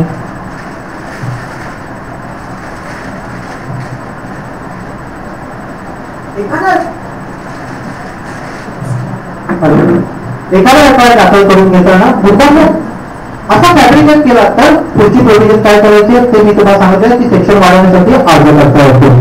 आता एफआयआर दाखल करून घेताना मगाशी कोणीतरी सांगितलं की एफआयआर ऍट्रॉसिटीच्या केसमध्ये तुम्ही सांगत असाल, बरोबर, ऍट्रॉसिटीच्या केसमध्ये दुसऱ्या जातीचे 2 साक्षीदार पाहिजे.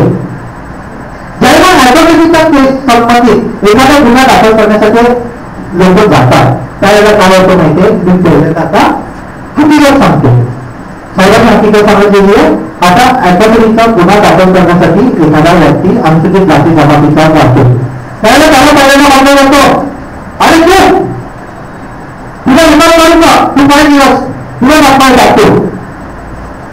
जर कोणाला आधीपासून असं म्हणत नाही तर त्यांनी तीच हात वरती करा आणि मला बोला की असं नाही म्हटलं नाही, कधी म्हटलं गेलेलं नाही त्याचं मी रेकॉर्ड पुढच्या बाजूला तुम्हाला देऊन टाकेल कारण अशा केसेस आहेत.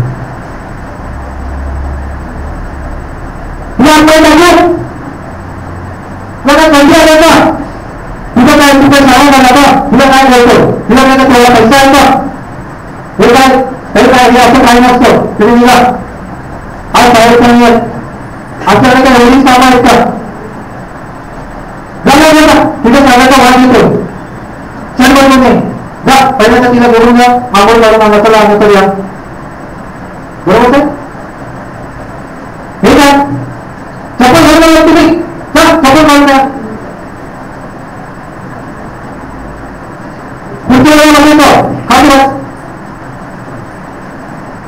हे सगळे जे प्रकार आहेत अनुसूचित जाती जमातीतला व्यक्ती त्यावेळेला केस दाखल करायला जातो. 100 लोक गेली तर गावात खेड्यामध्ये गेलेला एखाद्या व्यक्ती 2 व्यक्ती नाही तर 12% व्यक्ती जे आहेत 12% यांना अशा प्रकारे वाढवलं जातं. का वाढवलं जातं, कारण त्यांच्याकडे त्याबद्दल माहिती नाहीये. तू वरती बसतो बोलतो मगाशी साहेबांनी गाणं म्हटलं त्याला त्याच्यानंतर एक त्यांनी भाषण दिलं की जेबी म्हणजे जवान आहे, बरोबर, असं वाढवलं जातं. या व्यतिरिक्त आणखी खाली तुला काय वेळ लागले का, तो गावचा किती मोठा सरपंच आहे, तो हा आहे, तो नगरसेवक आहे, तो कोण माहिती तुला, ह्या सगळ्या बातम्या सांगितल्या जातात आणि त्याला कल्पन घेतलं जातं. का असं कल्पन केलं जातं, कारण आज जर तुम्ही एफ आय आर दाखल करायला तुमच्याकडे एकच प्रोव्हिजन आहे, ती म्हणजे तुम्हाला पोलीस स्टेशन मध्ये गेलं पाहिजे, बरोबर? तर किती जणांना माहिती आहे की एफ आय आर ऑनलाईन देखील दाखल होतो?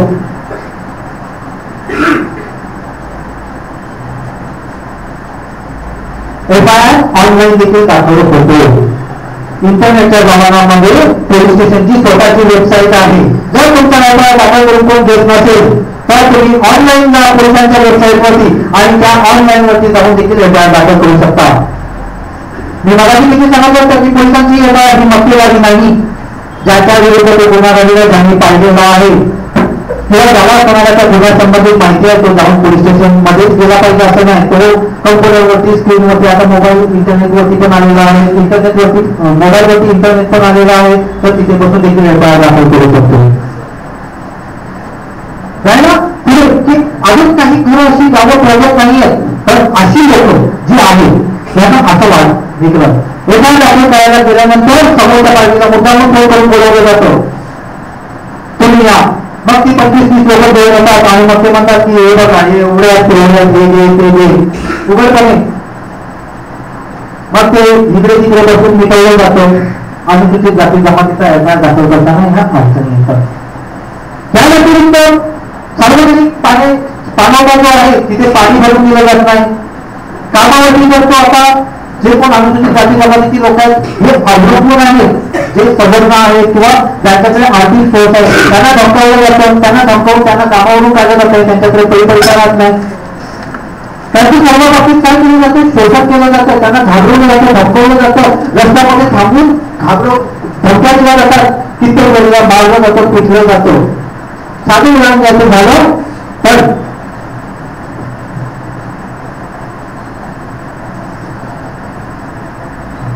या महाराष्ट्रामध्ये अशी पण एक घटना झालेली आहे की मातंग समाजाचा एक मुलगा त्याला पोलिसांच्यासमोर तास फटके दिले गेले, मारलं गेलं. मारल्यानंतर त्याच्यावर जखमा होता त्याच्यावरती मीठ लावलं गेलं, मसाला लावला गेला.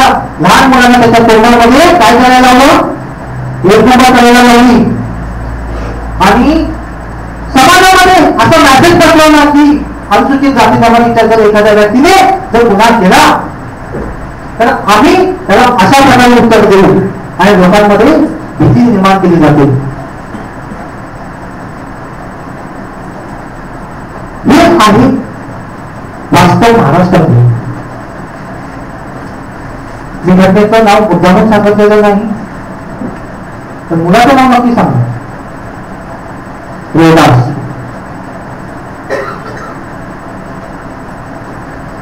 अशा प्रकारच्या घटना आहेत. ह्या घटनांचं ज्या वेळेला पोलीस स्टेशन मध्ये गेल्या जातात त्यावेळेला मुद्दामून शर्ती कमी केल्या जातात आणि एफ आय आर दाखल करताना मुद्दामून छोटी केल्या जातात. कारण असलेली लोक पोलीस स्टेशन मध्ये ज्या अधिकारी आहेत त्या अधिकाऱ्यांमध्ये अनुसूचित जाती जमातीच्या अधिकाऱ्यांनी खूप कमी. पहिली गोष्ट. दुसरी महत्वाची गोष्ट, अनुसूचित जाती जमातीची लोक आहेत पण ती एकदम खालती आहेत. खालती म्हणजे हायरार्की प्रमाणे हवालदार ज्यांना म्हणतात तिथे, आणि त्या लोकांना पुढे केलं जातं. काय केलं जातं, पुढे केलं जातं की बघा तुझा एखादा तू समोर आणि वरिष्ठ जे आहेत वरिष्ठ ते त्याला म्हणतात आणि आपले तू आहेस ना जाती फक्त लोकांना बघून घेऊ कांबळे आता येतो आपल्या समाजाचा आहे मग तो म्हणतो असं आहे तसं आहे तसं आहे तसं आहे तुम्हाला मी सांगतो हे करतो ते करतो आणि काय केलं जातं मुद्दाम ह्या सगळ्या गोष्टींना क्षती कमी करण्याच्या उद्देशाने काय केलं जातं दाखवलं केलं जातं. तर असं काय घडत असेल मग तो कांबळे असेल त्याला पुढे केलेला असेल किंवा आणखी कोणाला पुढे केलेला असेल तर जबाबदार तो. तर ही घटना ज्या हद्दीत झालेली आहे त्या हद्दीतील senior police inspector ACP DCP CP, कारण खालच्या जे हवालदार लोक आहेत त्यांना अधिकार आहे का एफआयआर घेऊन घेण्याचा. एफआयआर कोणाच्या सांगण्यावरून घेऊन घेतला जातो आणि कोणाच्या सांगण्यावरून नाकारला जातो. एका फोनवरून नाकारले जातात आणि ते न्यायालय निवडून देताना असं सांगून देखील केलं जातं. तर असं काय झालं तर तुम्हाला कलम 4 प्रमाणे त्या ज्याने कोणी एफआयआर नाकारलेला आहे त्याच्या सिनियरला किंवा त्या पोलीस स्टेशनचा प्रभारी अधिकारी आहे त्याच्यावरती, आणि त्याच्या संदर्भात आणखी 5-6 कोण ऑफिसर असतात जे एकत्र येतात आणि सांगतात नाव त्यांची नावं दिलेली असतात की वाचून घ्या आणि त्यांच्या नावाने कंप्लेंट करा 154 म्हणजे एसीपी डीसीपी सीपी एसपी गावाला, आणि ते करा आणि 156(3) खाली तुम्हाला कोर्टामध्ये अर्ज करता येईल आणि एफआयआर रजिस्टर करून घेता येईल.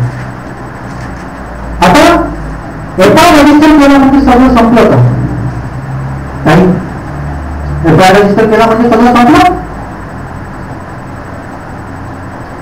आता मी सांगितलं मी एफआयआर रजिस्टर केला, आता तुम्ही घरी जा. तर आरोपीला माझा बाप पकडला ना,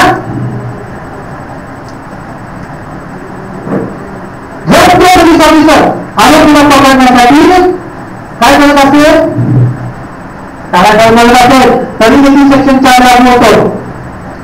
तो पोलीस ऑफिसर ज्याला कायद्याने नोटीस दिलेली आहे, स्टेटमेंट लिहून घे सातव्या असलेल्या रिक्वेस्टचे, तो जाणून दिलं प्रत्येक जागी कातडी साहेब उभे होते, पण बोलवलं पाठीमागून ये पाठीमा तुझे सही कर जा, पण पाठीमाला काय माहितीच नाही, आणि स्टेटमेंटच्या आधी सही करून पाठीमाला गेलेले आहेत आपल्या, आणि त्याच्यानंतर पुढे स्टेटमेंट लिहिलं गेलेलं पंचनामा लिहून गेलेलं, आणि पाठीमा मॅडमला कोर्टातून समोर आलं ते चालू झाल्यानंतर आणि विचारला पाठीमा मॅडम हा बघा क्या होता उसकी, पाठीमा मॅडम किसकी क्या होता बजावली, तर एका दाखल करून घेतला की दाखल करून बसलेल्या एफआयआरच्या अनुषंगाने इन्व्हेस्टिगेशन करणं गरजेचं आहे. त्या इन्व्हेस्टिगेशन म्हणजे काय? इन्व्हेस्टिगेशन म्हणजे काय तर तिला जबाब घेणं गरजेचं आहे. त्या घटनास्थळी जाऊन त्या घटनास्थळाचा पंचनामा करणं गरजेचं आहे. आता मला तुम्ही सांगितलं मुलावर विस्तार खायला घालणं आणि मूत्र काढणं, तर ते मूत्र छत्रवरती पडलेलं आहे तर तो जमिनीवरती पण पडलेला आहे, तर त्याचा काय केलं पाहिजे, जमिनीवरती पडलेला पंचनामा करून त्याची माती जमा करून ती माती कुठे पाठवली पाहिजे, ते मूत्र होतं की नाही ते फॉरेन्सिकला पाठवलं पाहिजे, आणि त्याचा पाठपुरावा कोणी केला पाहिजे, ऑफिसर 4 बेडचा इन्चार्ज यांनी केलं पाहिजे.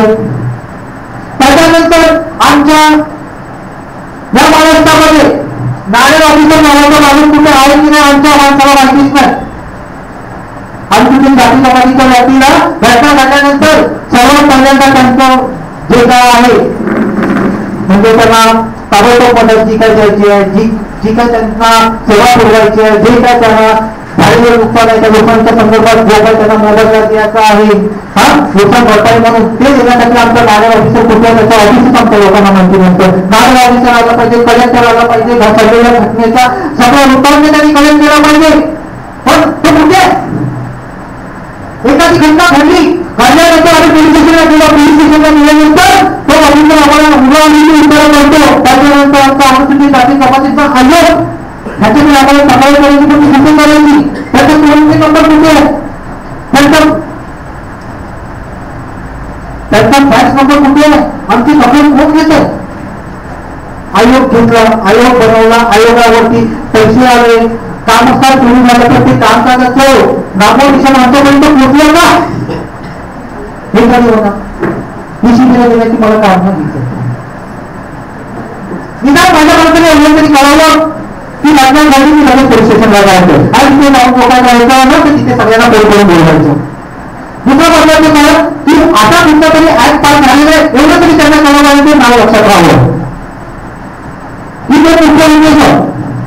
त्याच्या व्यतिरिक्त जी कोण लोक इंटरेस्टेड आहे मग ते शिकलेले असो नको, त्यांना काही येत असो नको, त्यांना काय बोलायचं असेल त्यांनी बोलावं, काही बोलावं, पण त्या लोकांना तिथे जो काही 2 लोक माझं अभ्यासाप्रमाणे शिकवते ते ऐकून घ्यावं, सक्ती कोणावरती नाही. आणि माझी विनंती आहे की सगळ्यांनी मला जे प्रश्न विचारायचे ते विचारायचे, तरी माझी स्तुती करावी असं माझा अजिबात उद्देश नाही. जेवढी टीका करायची तेवढी जास्त टीका करावी, ज्याच्यातून सगळ्यात पहिल्यांदा एका माणसापासून 50 माणसं, 50 माणसापासून 500 माणसं, 500 माणसापासून 5000 माणसं, हे त्यावेळेस आपल्याला प्रत्येक माणूस प्रतिनिधिक स्वरूपाचा माणूस आहे असं समजतो. म्हणजे एक माणूस त्याच्याबरोबर त्याच्या वडिलांवरची सगळी माणसं, त्याच्या बायकोवरची सगळी माणसं, त्याच्या मुलाच्या बायकोवरची सगळी माणसं, असं एक माणूस जर इथून शिकून गेला तर तो माणूस कमीत कमी 5000 नाही तर त्याचं गाव धरून गावातील लोकसंख्या धरून ज्या संस्थेत काम करतो त्या सगळ्या संस्थेचा तो प्रतिनिधी म्हणून इथे आहे असं मी समजतो. म्हणून जरी 2 लोक असतील तरी पण माझं शुभेच्छा सुरू करतो, कारण ते 5,000 लोकांपर्यंत जातं. पण माझ्या बाजूला आहे हा कुठे आहे काय आहे यांना माहितीच नाही. विना त्याने सांगायला आणि सांगायला मी कुठे येतो, माझं ऑफिस कुठे आहे. हे एखादा एफआयआर पोलिसांनी दाखल करून घेतला तो अनुसूचित जाती जमातीची संदर्भित आहे. तर अनुसूचित जाती जमातीमध्ये जे पण आयोग आहे अनुसूचित जाती जमातीच्या डिटेल्स दाखल करता येते, तिथे ऍप्लिकेशन करावं लागतं. तिथे ऍप्लिकेशन केल्यानंतर ती लोक कोणत्याही कोर्टाची प्रोसिडिंग बोलवून घेतात. कोणत्याही ऑफिसरने घेतलेला जातात त्याला बोलवून घेतात. कोणत्याही ऑफिसरने नाकारलेला आहे एफआयआर म्हणून त्याला साक्षर बोलवून घेतात. त्या ऑफिसरला का नाकारलं कारण विचारतात आणि 7 दिवसाच्या आतमध्ये एफआयआर का दिला नाही त्याच्यासाठी पनिशमेंट पण करतात आणि एफआयआर लिहिण्यासाठी काय करतात ऑर्डर देतात. काय करतात ऑर्डर देतात. तर आज अनुसूचित जाती जमातीचा एफआयआर मी थोडक्यात समजवलं. दुसरं एफआयआर थोडक्यात समजवलं. संपूर्ण एफआयआर वरती भरपूर म्हणजे जवळजवळ मला वाटते 10 व्हॅल्यूम आहे एवढं सांगणं आणि शक्य नाही. आता प्रथम थोडीचं प्रकार ते आहे 9 वाजलेले तेवढं चालू नाही. पण आजचा जो विषय आहे उशिरा सुरू झाल्यामुळं सगळा संपवणार आहे. त्याच्या पुढचं प्रकार जे आहे आता एका अनुसूचित जाती जमातीचा स्टेटमेंट झालं अनुसूचित जाती जमातीचं आणि सामान्य स्टेटमेंट. आता सामान्य स्टेटमेंट झाल्यानंतर पंचनामे जे पंचनामे आहेत ते पंचनामे घटना घडली तिथे जाऊन करायचे आहे. जो कोण फिर्यादी आहे ज्यांनी फिर्याद दिलेली आहे जो कोण त्या केसशी संबंधित साक्षीदार आहे तो साक्षीदाराने तिथे पोलीस स्टेशनमध्ये जाऊन मी साक्षीदार आहे आणि घडलेली घटना कशी आहे तशीच सांगायची आहे. त्याच्यामध्ये काहीतरी काहीतरी काहीतरी आणखी वाववा काय करून आणखी काय मोठेपणा दाखवून काही करायचं नाहीये. कारण ते जे स्टेटमेंट आहे ते स्टेटमेंट वरती तुमची सही करून पोलीस ऑफिसर घेत नाही आणि ते स्टेटमेंट कोर्टामध्ये मदत ठेवलं जातं आणि त्या अनुषंगाने तुम्हाला कोर्टामध्ये उभं राहून तशीच साक्ष द्यायची आहे. पण ज्यांनी तुम्ही ती एफआयआर दाखल केलेली आहे त्यांनी ह्या गोष्टीची पण काळजी घ्यायची की पोलिसांनी बोलवलेले चार्जशीटमध्ये जे साक्षीदार आहेत ते त्या घटनांमध्ये होते की नव्हते की ते म्हणजे नव्हते आणि कोणत्यातरी चुकीचे साक्षीदार म्हणून बोलून त्या केसला काढून वेळ दिलेला आहे. बरोबर एफआयआर दाखल केल्यानंतर कोणता ऑफिसर तुम्हाला म्हणतात की तुम्ही तुमच्यावरती एफआयआर दाखल करतो किंवा दाखल केली तर त्याची कॉपी काढून घ्यायची आणि ती कॉपी काढून घेऊन सेशन कोर्टामध्ये जायचं विशेष न्यायालयामध्ये आणि विशेष न्यायालयामध्ये तुम्ही सांगायचं की न्याय ऑफिसरने मी एफआयआर दाखल केला आणि तिथे जाती जमातीच्या संदर्भात आणि ह्या ऑफिसरने जाणीवपूर्वक कप्तानी मला साठी पकडला म्हणून आमच्या 5 लोकांच्या विरुद्ध हा एफआयआर दाखल केलेला आहे आणि यांनी काय दिले सेक्शन 4 प्रमाणे जाणीवपूर्वक आम्हाला दबाव आणण्याचा प्रयत्न केलेला आहे. सेशन कोर्टामध्ये गेल्यानंतर किंवा विशेष न्यायालयामध्ये गेल्यानंतर त्या ऑफिसरला त्या एफआयआरच्या अनुषंगाने किंवा हायकोर्टामध्ये क्रशिंगला गेल्यात तुम्ही तो एफआयआर रद्द करण्यासाठी तर त्या ऑफिसरला बोलवलं जाईल आणि त्याच्यामध्ये गुन्हा त्या शेवटी कमी करण्यासाठी त्यांनी जो खोटेपणा केलेला आहे खोटं काम केलेलं आहे त्याच्यासाठी शिक्षा देखील दिलेली आहे दंड देखील मारलं जाईल. एवढंच नाही तर त्याच्या विरुद्ध केस घेऊन त्याला प्रोसिक्युशन तर मी कोणत्या अनुसूचित जाती जमातीवरती अन्याय केलेला आहे त्याच्यासाठी शिक्षा देऊन त्याला दंड देखील दिला जाईल. तुमच्या प्रश्नाचं उत्तर त्याच्यानंतर पुढे जर एखाद्या साक्षीदाराला कोण भेटत असेल धमकवत असेल तरी देखील तुम्हाला सेक्शन 4 प्रमाणे दाद मागता येते.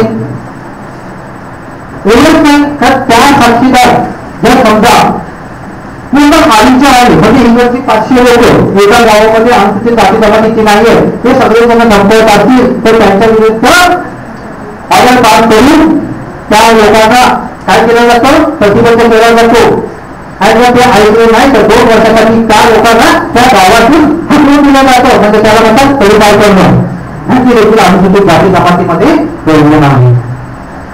एवढंच नाही जर एखादा व्यक्ती तशी कृती करण्याची शक्यता आहे आणि एखादी व्यक्ती अशा प्रकारची कृती होणार आहे ह्याची खात्रीपूर्वक माहिती एखाद्या आरोपीने जाती जबाबदारीच्या व्यक्तीला देत असेल तरी कलेक्टिव्ह ऍक्शन म्हणून कोर्टामध्ये सेक्शन 12 प्रमाणे आरोपीच्या जातीच्या संदर्भात अर्ज करता येतो आणि अर्ज करून तसेच जर काही घटना घडणार असेल तर ती घडू नये म्हणून त्या लोकांना अटक देखील केलं जातं किंवा त्या लोकांना तडीपार केलं जातं.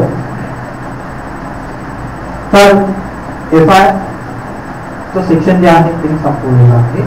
आता पुढचा जो टॉपिक आहे कबुली जबाब. कबुली जबाब म्हणजे काय?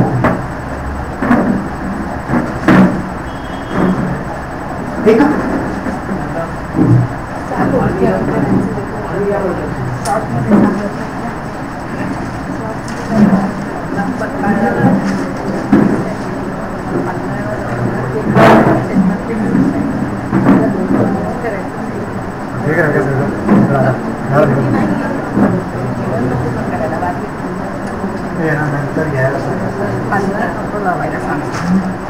मेन पॉइंट सांगते.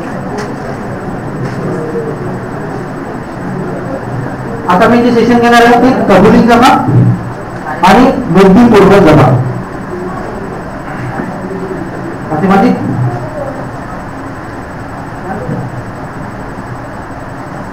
कबुली जबाब म्हणजे एखादा गुन्हा एखादा आरोपी करतो आणि तो स्वतः कबुली जबाब देतो. साहेब मी तुम्हाला रेकॉर्डिंग पूर्ण देईल कारण पूर्ण रेकॉर्ड होणार हा आपल्याकडे पूर्ण रेकॉर्डिंग हा कारण ते लाईट आहे ना डायरेक्ट बोलायचं आहे त्यामुळे मी तुम्हाला माहिती नव्हतं. हा पूर्ण सीधी रेकॉर्डिंग मी तुम्हाला देतो. तर कबुली जबाब कबुली जबाब म्हणजे एखादा आरोपी गुन्हा करतो आणि तो गुन्हा कबूल करतो. आता कबुली जबाब जो आहे तो 2 प्रकारे देता येतो. पहिला प्रकार जो आहे तो कोर्टामध्ये येऊन तो कबूल करतो गुन्हा मी केलेला आहे त्याला ज्युडिशियल कबुली जबाब म्हणतात. म्हणजे कोर्टामध्ये येऊन न्यायाधीशांच्या समोर एखादा गुन्हा कबूल करणं बघा. आणि दुसरा जो आहे आरोपी गुन्हा करतो गुन्हा केल्यानंतर घरी जातो आईला म्हणतो आई मी असं केलंय. पोलीस स्टेशन मध्ये येतो मारपीट फटके बिटके भेटणार म्हणतो काय म्हणतो की अरे मी असं केलेलं आहे तो कबूल करतो. त्याच्यानंतर तो आणखी पुढे जातो आणि तिथे सांगतो अरे माझ्याकडून असा गुन्हा झालेला आहे आणि तो कबूल करतो. आता ह्यापैकी ऍडव्होकेसीच्या केसमध्ये आतापर्यंत म्हणजे बाकी सगळ्या केसेसमध्ये कबुली जबाब आलेले आहेत साहेब पण ऍडव्होकेसीच्या केसमध्ये आतापर्यंत एक देखील कबुली जबाब आलेला नाही आहे की हा असा आमच्या हातून चूक झालेली आहे. इव्हन हे माहितीसाठी सांगतो गुन्हा दाखल करू नका आमच्या हातून असं झालेलं असेल तर आम्ही त्याची माफी मागतो हे करतो ते करतो अशा मिटिंग जमतात आणि मिटिंग मध्ये गुन्हा दाखल होऊ नये म्हणून आरोपी काय करतो स्वतःचा बचाव करून घेण्यासाठी सांगतो की बघा असं काय झालं असेल तर मी संपूर्ण समाजाची माफी मागतो हे मागतो ते मागतो ते करतो असा आरोपी सांगतो. पण आतापर्यंत असं काही घटना घडलेली आहे कोर्टामध्ये येऊन ज्युडिशियल कॉम्प्रेशन ज्याला म्हणतात न्यायिक कबुली जबाब तो देत नाही. त्याचं कारण काय आहे की एखादा गुन्हा त्याला दाखल होतो तो दाखल होऊ नये म्हणून तो एक्स्ट्रा ज्युडिशियल कॉम्प्रेशन देऊ शकतो. पण एक्स्ट्रा ज्युडिशियल कॉम्प्रेशन ज्याला म्हणतात की समाजाच्या समोर किंवा 4 लोकांच्या समोर आई समोर बहिणी समोर याच्या समोर त्याच्या समोर तो कबुली जबाब दिला जातो. त्या लोकांना तो कोर्टामध्ये येऊन सांगावा लागतो की हा व्यक्तीने असा आमच्या समोर त्या गुन्ह्याची कबुली दिली होती त्यावेळेला तो कोणत्याही म्हणजे दबावाखाली नव्हता हे नव्हता ते नव्हता त्यावेळेला तो कबुली जबाब कोर्टामध्ये वापरला जातो. पण तो जर न्यायालयीन कबुली जबाब म्हणजे कोर्टाने हे सगळं काय सांगत की बघ तुझा हा कबुली जबाब तुझ्या विरोधात वापरला जाईल आणि तुझ्या विरोधात वापरला गेल्यानंतर तो कबुली जबाब तुला शिक्षा देईल. पण आतापर्यंत ऍट्रॉसिटीच्या केसेसमध्ये एक देखील कबुली जबाब आलेला नाही. आता राहिलं पुढचा जो मृत्यूपूर्वी जबाब. एखादी घटना घडते आणि ती घटना घडल्यानंतर त्या घटनेमध्ये एखादा व्यक्ती गंभीर स्वरूपाचा म्हणजे गंभीर स्वरूपाची दुखापत होते. दुखापत झाल्यानंतर तो अंथरूण म्हणजे हॉस्पिटलमध्ये अंथरुणावरती असतो तिथे हॉस्पिटलच्या कॉटवरती असतो. कॉटवरती असताना त्याला जर सुट्टीत असेल तो कुठच्याही औषधांच्या अंमलामध्ये नसेल तर तो तिथे काय करतो पोलीस ऑफिसरच्या समोर किंवा डॉक्टरांच्या समोर किंवा न्यायाधीश साहेबांना तिथे आणून किंवा कलेक्टर साहेबांना तिथे आणून तहसीलदार साहेबांना तिथे आणून त्यांच्या समोर कबुली जबाब दिला जातो, त्यांच्या समोर मृत्यूपूर्व जबानी दिली जाते. ती मृत्यूपूर्व जबानी फक्त ती मृत्यूपूर्व जबानी जी आहे ती एवढी गुन्ह्यामध्ये शिक्षा देण्यासाठी पूर्ण आहे. पण आतापर्यंत अनुसूचित जाती जमातीच्या कोणत्याही व्यक्तीची मृत्यूपूर्व जबानी घेतलेली आहे की नाही असं कोणतीही कृती आमच्याकडे ऐकण्यात आलेली नाही आहे. साहेब कोणती आलेली आहे? तर एखादा एफआयआर लिहून काढा की एफआयआर लिहून काढल्यानंतर अनुसूचित जाती जमातीची व्यक्ती असो किंवा नसो, पण ती गंभीर स्वरूपाची असेल आणि त्याच्या विरुद्ध एखादा गुन्हा घडलेला असेल तर त्या व्यक्तीचा मृत्यूपूर्वी जबाब लिहून घेणं खूप गरजेचं आहे. आणि त्याला न्यायालयामध्ये डायरेक्ट ऍप्लिकेशन आहे की तो मृत्यूपूर्व जबाब आहे आणि त्यांनी मरता सत्य सांगण्याच्या सत्याच्या आधारे त्या आरोपीला शिक्षा दिली जाते. त्याच्यानंतर आता माझी मी घटना दाखवली, दोन व्यक्तींना उभं केलं होतं, मूत्र पाळणं आणि निष्ठा खायला पाहिलं, बरोबर. तर त्याच्यासाठी तज्ञांचा पुरावा खूप गरजेचा आहे. डॉक्टर की ते जबरदस्तीने काढलेले असेल तर ते तोड पकडले, केसा पकडले, बरोबर आहे. पट्टे मारले असतील तर त्याच्यामध्ये जखमा आहेत, त्या जखमा म्हणजे आता ताबडतोब अर्ध्या तासापूर्वी 1 तासापूर्वी लागलेलं आहे, बरोबर आहे. तर डॉक्टरांना ते मोठीमध्ये आलं पाहिजे. तेवढंच नाही, जे काय मुद्रा आहे त्या ग्लास मुद्रा करता येतो हे डॉक्टरांना त्याच्यामध्ये मेडिकलमध्ये त्या फिर्यादीला घेऊन गेल्यानंतर किंवा त्याच्या विरुद्ध तो घटना घडलेला आहे जो व्यक्ती आहे त्याला तिथे घेऊन गेला अत्याचार ग्रस्त व्यक्तीला की त्याच्यातून त्या ह्याच्यामध्ये ते अनधिकमध्ये आलं पाहिजे. हे घेणं खूप गरजेचं आहे. त्याच्यासाठी तज्ञांचा पुरावा जो आहे तेवढाच महत्वाचा आहे. ते लोक व्यवस्थित पंचनामा करून किंवा तो जो काय पदार्थ आहे जो खाण्याजोगे नाही खरंच पण जाणार आहे तो पदार्थ सुरक्षित लॅबला पाठवणं, त्याचा रिपोर्ट मागवणं, तेवढंच नाही तर काही व्हिडिओ क्लिप्स असतात. आजकाल फॅशन झालेली आहे, काही झालं की लगेच व्हिडिओ बनवायच्या, काही झालं की लगेच ऑडिओ बनवायच्या. तर ह्या ज्या ऑडिओ क्लिप्स आहेत, व्हिडिओ क्लिप्स आहेत, त्या व्हिडिओ क्लिप कलेक्ट करायचा आणि त्या कलेक्ट करून त्या फॉरेन्सिक लॅबला पाठवायच्या, त्याची ऑथेंटिसिटी चेक करून घ्यायची. हा झाला तज्ञांचा पुरावा.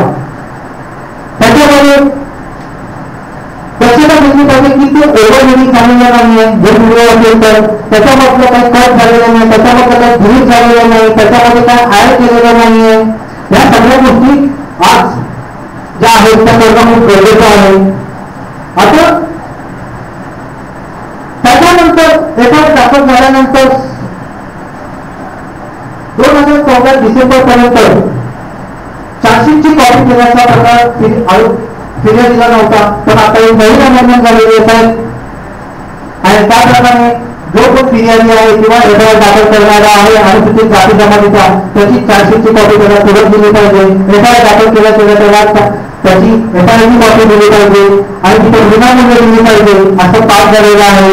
आणि एवढंच नाही तर तुमच्या हाताची चार्जशीटची कॉपी आल्यानंतर ती चार्जशीटच्या कॉपीमध्ये जे कोण साक्षीदार आहेत त्यांची नावं देखील गोष्ट करण्याची आता अमेंडमेंट झालेली आहे. त्यांची नावं देखील सांगता येणार नाही कोर्टामध्ये.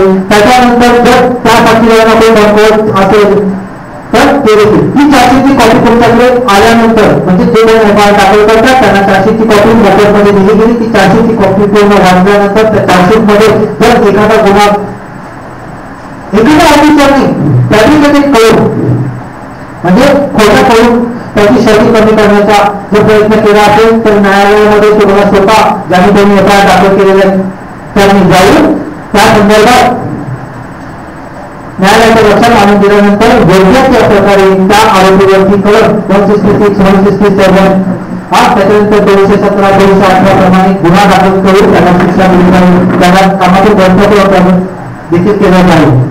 तर आजची जी बेसिक इन्फॉर्मेशन होती की कोर्टाचं काम कसं चालतं आणि पोलीस स्टेशनचा इन्व्हेस्टिगेशनचा प्रकार कसा होता. इन्व्हेस्टिगेशन मध्ये आणखी नकाशे काढणे आलं, पीएम आला, हा सगळा प्रकार आला. दिशा ठरवणं, पुस्तक कोणती, पूर्व कोणती, हत्यार जप्त करायचं झालं तर ते हत्यार जप्त कसं केलं पाहिजे, आरोपीचा जो काय स्टेटमेंट आहे ते आरोपीचं स्टेटमेंट कोणत्या प्रकारे पाहिजे, त्याच्यावरती आरोपीचं कबुली देत असेल तर त्या 2 प्रकारच्या समस्येला उल्लेख केलं पाहिजे.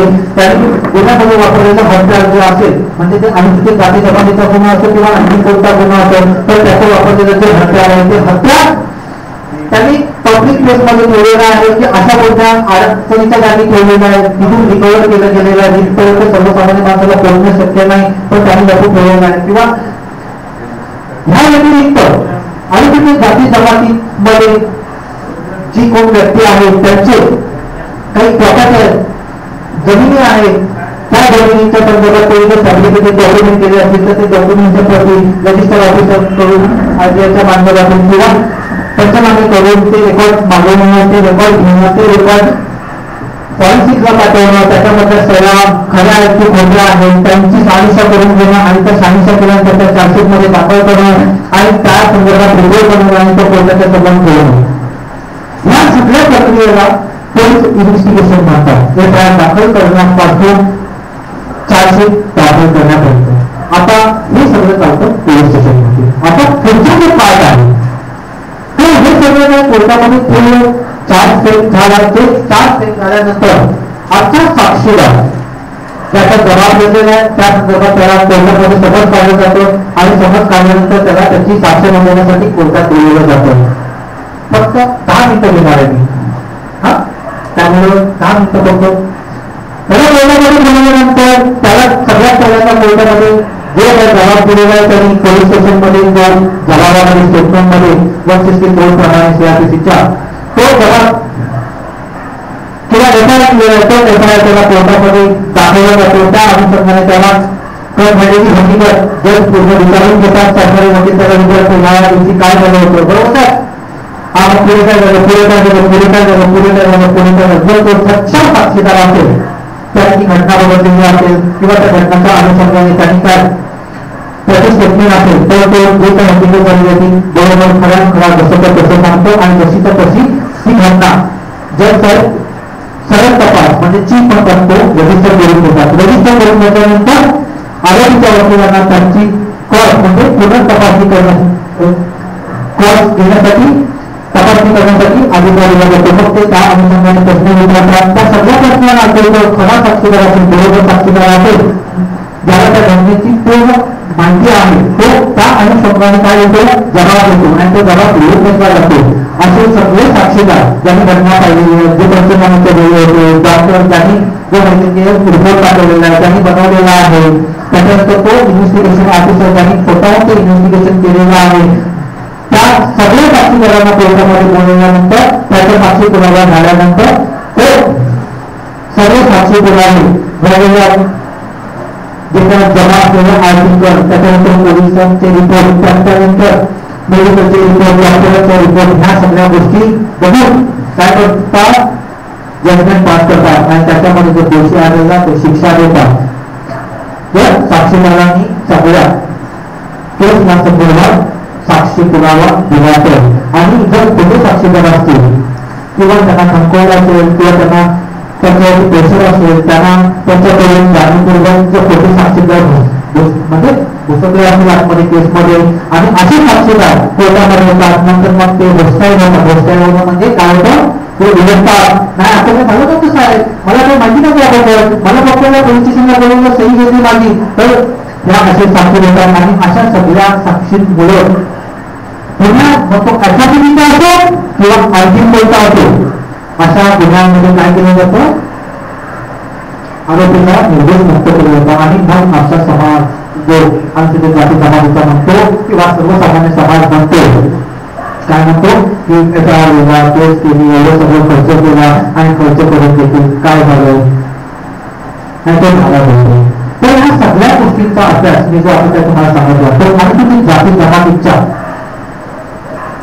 कायदा तो परिपूर्ण कायदा परिपूर्ण कायदा म्हणजे एक संरक्षण कवच आहे आणि ते संरक्षण कवच कसं आहे हे त्यांच्या 3 सेक्शन मध्ये त्याच्यामध्ये कोणत्या जाती येतात त्यापैकी महत्वाच्या जाती जमातीच्या त्यांची नावं म्हणून त्यानंतर अनुसूचित जाती भारताच्या संविधानाप्रमाणे कोणत्या अधिकारी आहे त्यानंतर हा अधिनियम कोणत्या अधिकारी पास झाला 2014 जो अधिनियम आता पास झालेला आहे तो कसा पास झाला 151 प्रमाणे आर्टिकल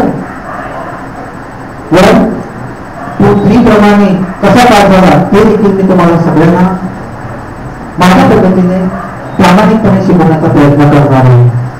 माझा आजचा जो पहिला दिवस होता तर असं पहिल्यांदा झालं की शेवटचा पाठ जो होता तो मी पण पूर्ण केला आणि ओव्हर साहेब आमचे आलेले त्यांच्या इथे मी शिबिर घेतलं होतं, त्यांच्या इथे तो पूर्ण झाला होता. पण बाकीच्या कुठेही हा पहिला पाठ पूर्ण झाला नाही. म्हणून 5 तारखेच्या शिबिरामध्ये देखील हा पहिला पाठ पूर्ण झाला नाही. कुठेतरी शॉर्टकट मारावं लागतं कारण आम्ही जवळजवळ 6:30 येत नाही आणि कोणत्याही परिस्थितीत 9:30 लांब गावाला आपण ते शिबिर ती 1-10 म्हणजे जातीवाचक उच्चार त्याचा म्हणजे त्याला एखाद्या व्यक्तीला जो अनुसूचित जाती जमातीचा आहे तो मुद्दा म्हणून त्याचा पाणोतारा होईल असा जातीवाचक शब्द विचारून त्याला काय करणं, त्याला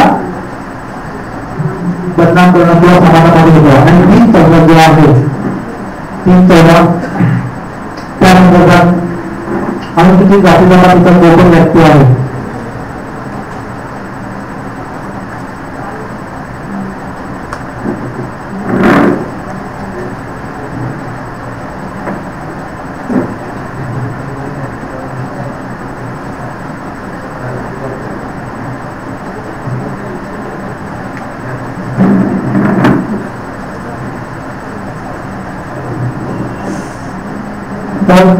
अनुसूचित जाती व्यवस्थेचे जे व्यक्ती आहेत त्यांना गुढीपाडीत अधिकार आहे की या रस्त्याने जायचं, या रस्त्याने यायचं, या मंदिरात जायचं, त्यांनी पालखी उचलली पाहिजे, त्याचा पालखीचा पहिला अधिकार आहे, असा मोठा अधिकार आहे. गुढीपाडपर्यंत त्याच्याकडे चालता नाही तर तो बजावण्यासाठी संवर्धनाने जर त्यांना सांगितलं असेल की आता असं करू नका, हे तुम्हाला नाही बघणार, तुम्ही माझ्या जातीचे भाषा तर असा त्या कामगारा केलेला असेल तर त्या संदर्भात तो उपाय नाही. आणि मला वाटतं 2 दिवसापूर्वी ती घटना घडलेली आहे. समोरची पार्टी पण म्हणत होती मी आठवणीची केस दाखल केली, ही पार्टी पण म्हणत होती आठवणीची केस दाखल झाली आणि आमचे ॲडव्होकेट मस्के साहेब यांच्याकडे केस आहे बरोबर. आणि माझं सेशन कोर्टामध्ये त्यांनी ताबडतोब मला सांगत होते की आठवणीची कागदला केस झालेली आहे आणि ही सगळी अतिग्रस्ती ऐकून घेतलेली आहे सेशन कोर्टामध्ये अरुण मस्के साहेबांनी बरोबर आहे ना. हा ठीक आहे. आणखी कोणाला आजच्या सेमिनारच्या संबंधात विचारायचं असेल तर ते विचारू शकतात. इथे फातिमा फाउंडेशनच्या अध्यक्ष फातिमा मॅडम आणि त्यांच्या सहकार्याला त्यांनी म्हणजे जवळजवळ 1 महिनाभर मला फोन करून सांगितलं की जवळ कुठे शिबिर घेत आहे मला बोलवा. मुस्लिम समाजाच्या मुली असल्या तरी स्त्रियांसाठी एक मोठे योगदान त्यांच्या स्त्रियांसाठी संपूर्ण महाराष्ट्रभर त्यांचे वेगवेगळे कार्यक्रम आहेत. लग्न लावण्यापासून बाकी सगळे कार्यक्रम करतात. त्यांचं मी ते स्वागत करतो. त्यांच्या आलेल्या सगळ्या साथीदारांना त्यांचे देखील स्वागत करतो. तसेच आमचे ओवाळ साहेब आलेले आहेत त्यांचं देखील मी आभार व्यक्त करतो की त्यांनी आम्हाला विक्रोळीला पहिल्यांदा पाय होण्याची संधी दिली एक शिबिरासाठी आणि नंतर आम्ही हिंमत केली की विक्रोळीमध्ये शिबिर व्हावे. ओवाळ साहेब माझे पप्पा आलेले रामभाऊ साहेब, माझे काका आलेले रामभाऊ साहेब की खरं तर मला मी सारखं सांगायचो पप्पा तुम्ही शिबिरात नाही आपण काय प्रश्न विचारायचा नाही अजिबात. आणि त्यांनी आज काही प्रश्न विचारलेला नाही आणि त्यांच्यासाठी त्याची सेव आहे. आणि सगळे हे शिबिर घडून आणणारे आमचे ॲडव्होकेट साहेब जे मला म्हणाले नाही मी मला वेळ नाही आहे पण खरं तर सगळं हे शिबिर घडून साहेबच आमचे आणत होते. असे गव्हर्नर साहेब देखील आमचे आवर्जून इथे आले आणि आमचे एक प्रश्न येते त्यांनी साहेबांना माहिती द्यायचे.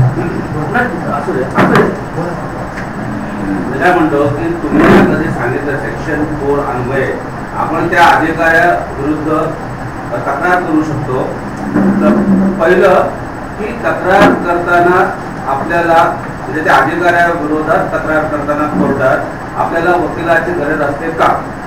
दुसरा प्रश्न त्या संदर्भात की कोर्ट लँग्वेज जर इंग्लिश असेल तर माझ्यासारख्याचं काही इंग्लिशवर हे नाही आहे सर्वसामान्य लोकांचं त्यातल्या त्यात कोर्टाची भाषा तर भाषा कोणती असावी.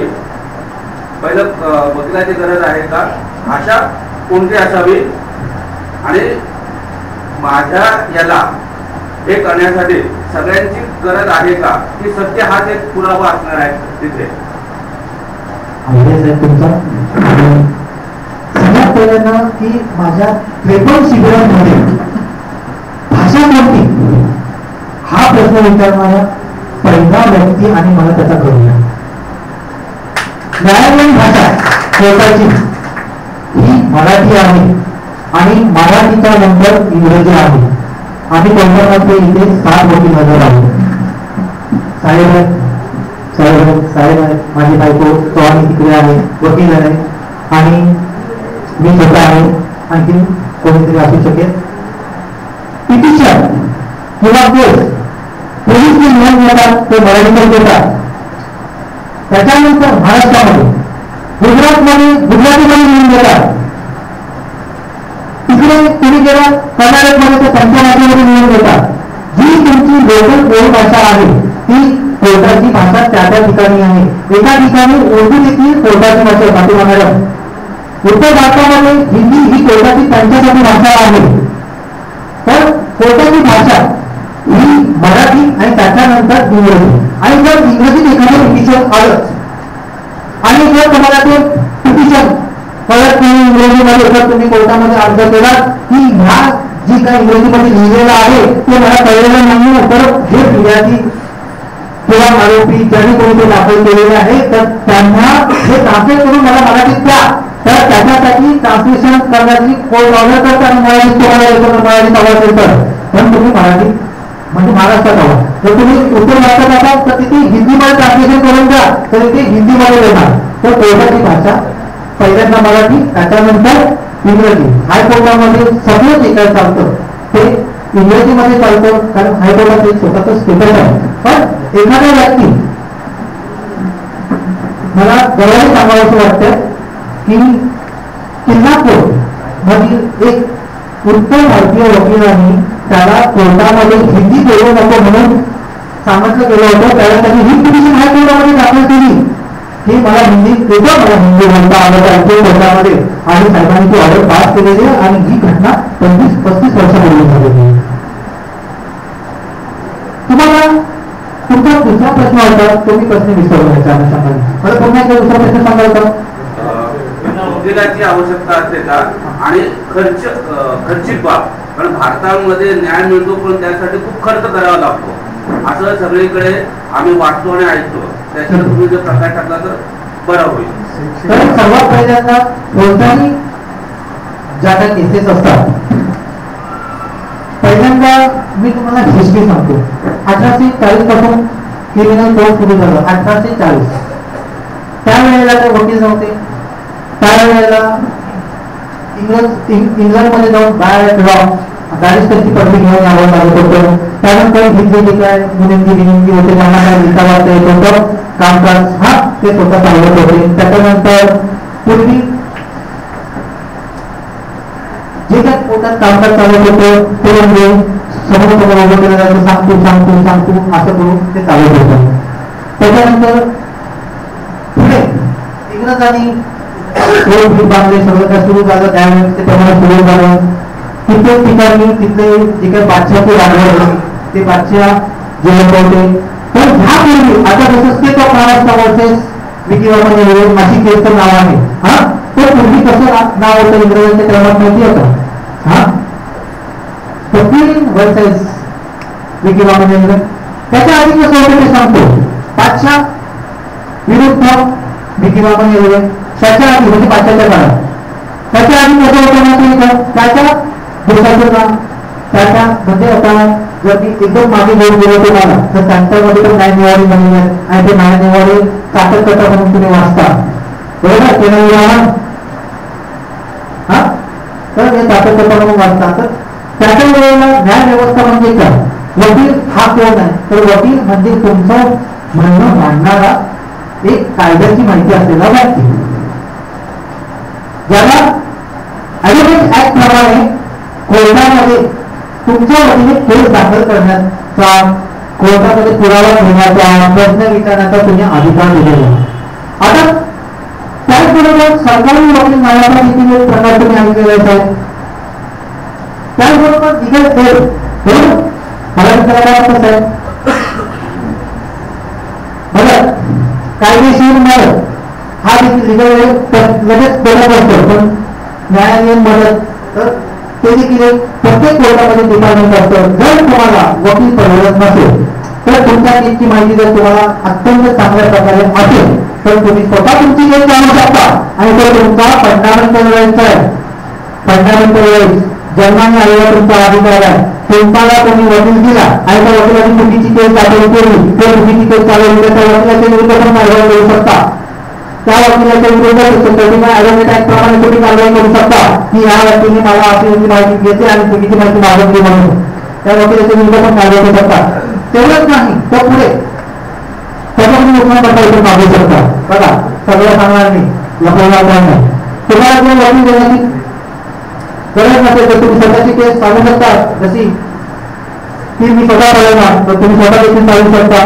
तेवढंच नाही तर तुम्हाला सरकारी वकील पाहिजे असेल तर तुम्ही अर्ज विचारता की माझी आर्थिक परिस्थिती चांगली नाही किंवा मला सरकारकडून वकील मिळाला पाहिजे, तर तो पुढच्या तारखेला तुम्हाला वकील देणार नाही, तुमची केस मांडण्यासाठी त्याला देऊ शकता.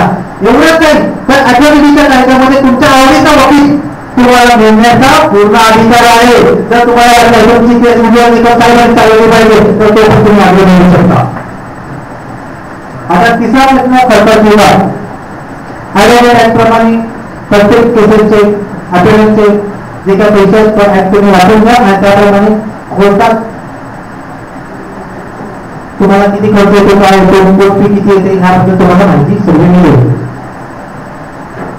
एक रफ अंदाज आहे, कारण मध्यंतरी मी एक केस वाचली होती, पार्ल्याला एक घटना घडलेली होती आणि त्या बाईला कोर्टापर्यंत जाण्यासाठी आणि तिची काय ऑर्डर देणार होती, चांगलं काम ती करत होती. आता मी ती केस विसरलेलं आहे, चांगलं काम ते करत होते पण तिथे माफी मागतो कारण प्रत्येक इथे प्रोफेशन मध्ये येतो आपण. आता मी तुम्हाला सांगतो तर प्रत्येकाचे स्वतःचे ज्या फीज असतात काय असतात हा ह्या वेगवेगळे पण असू शकतात. सरकारला तुम्हाला एक ऍप्लिकेशन द्यायचं थोड्या काळावरती आणि बजेट वगैरे अजिबात काही नाही. आणि साहेब थँक्यू, आभारी आहे तुम्ही लँग्वेज वरती प्रश्न विचारा. आणखी कोणाचा प्रश्न असेल तर प्लीज आहे.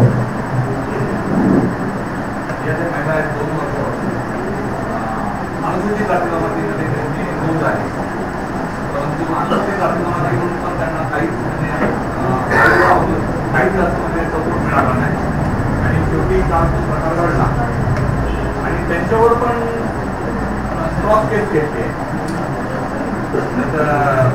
त्याच्याबद्दल आता ते जे आहे जे आता ते मोठा व्यक्ती आहे तो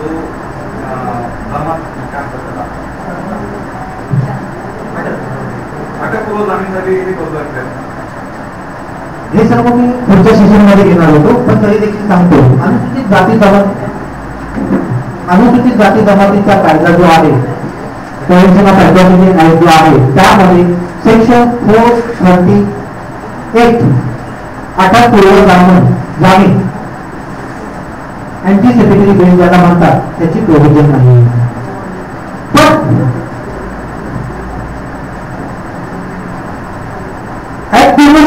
व्यवस्थित की अटकपूर्व जामीन ह्याच्यामध्ये घेता येत नाही. ह्याच्यामध्ये जे काही गुन्ह्याचे स्वरूप आहे हे गुन्ह्याचे स्वरूप म्हणजे मोठ्या प्रमाणात आहे. त्याच्यासाठी एक समाजाला पूर्ण पोहोचलेले आहे. तेवढंच नाही तर ह्या केसमध्ये अशा लोकांना अटक करून त्यांच्याकडून बाकीचे इन्व्हेस्टिगेशन करून स्वतःची त्याच्या मागे कोण आहे का, काय आहे का, कोणती ताकद आहे का, आणखी काय, ह्या सगळ्या गोष्टी पोलिसांनी बघितल्या पाहिजे. तर पोलीस आरोपीला अटक करणं टाळतात. का करतात? त्याच्यामध्ये दोन गोष्टी सगळ्यात महत्वाच्या आहेत. आतापर्यंत पोलिसांनी अटक करण्यासाठी आरोपीला टाळलेलं आहे. त्याचं पहिलं कारण आरोपी मिळून येत नाही, बरोबर. आरोपी मिळून येत नाही, त्याला माहिती पडला की गुन्हा घडला. आणि दुसरं महत्वाचं कारण त्यांनी सांगण्याची गरज नाही. काही लोक आहेत पोलीस ठाण्यामध्ये ते थोडंफार देतात आणि काहीतरी कारण सांगतात. सगळे नाही म्हणत आहेत, काही लोक म्हटलं मी स्पष्ट म्हणतो.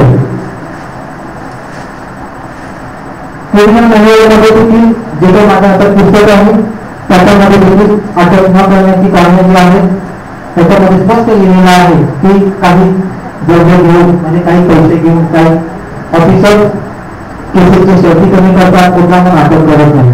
तर ऍट्रॉसिटी ऍक्ट मध्ये अँटिसिपेटरी बेल जी प्रोव्हिजन नाही आहे.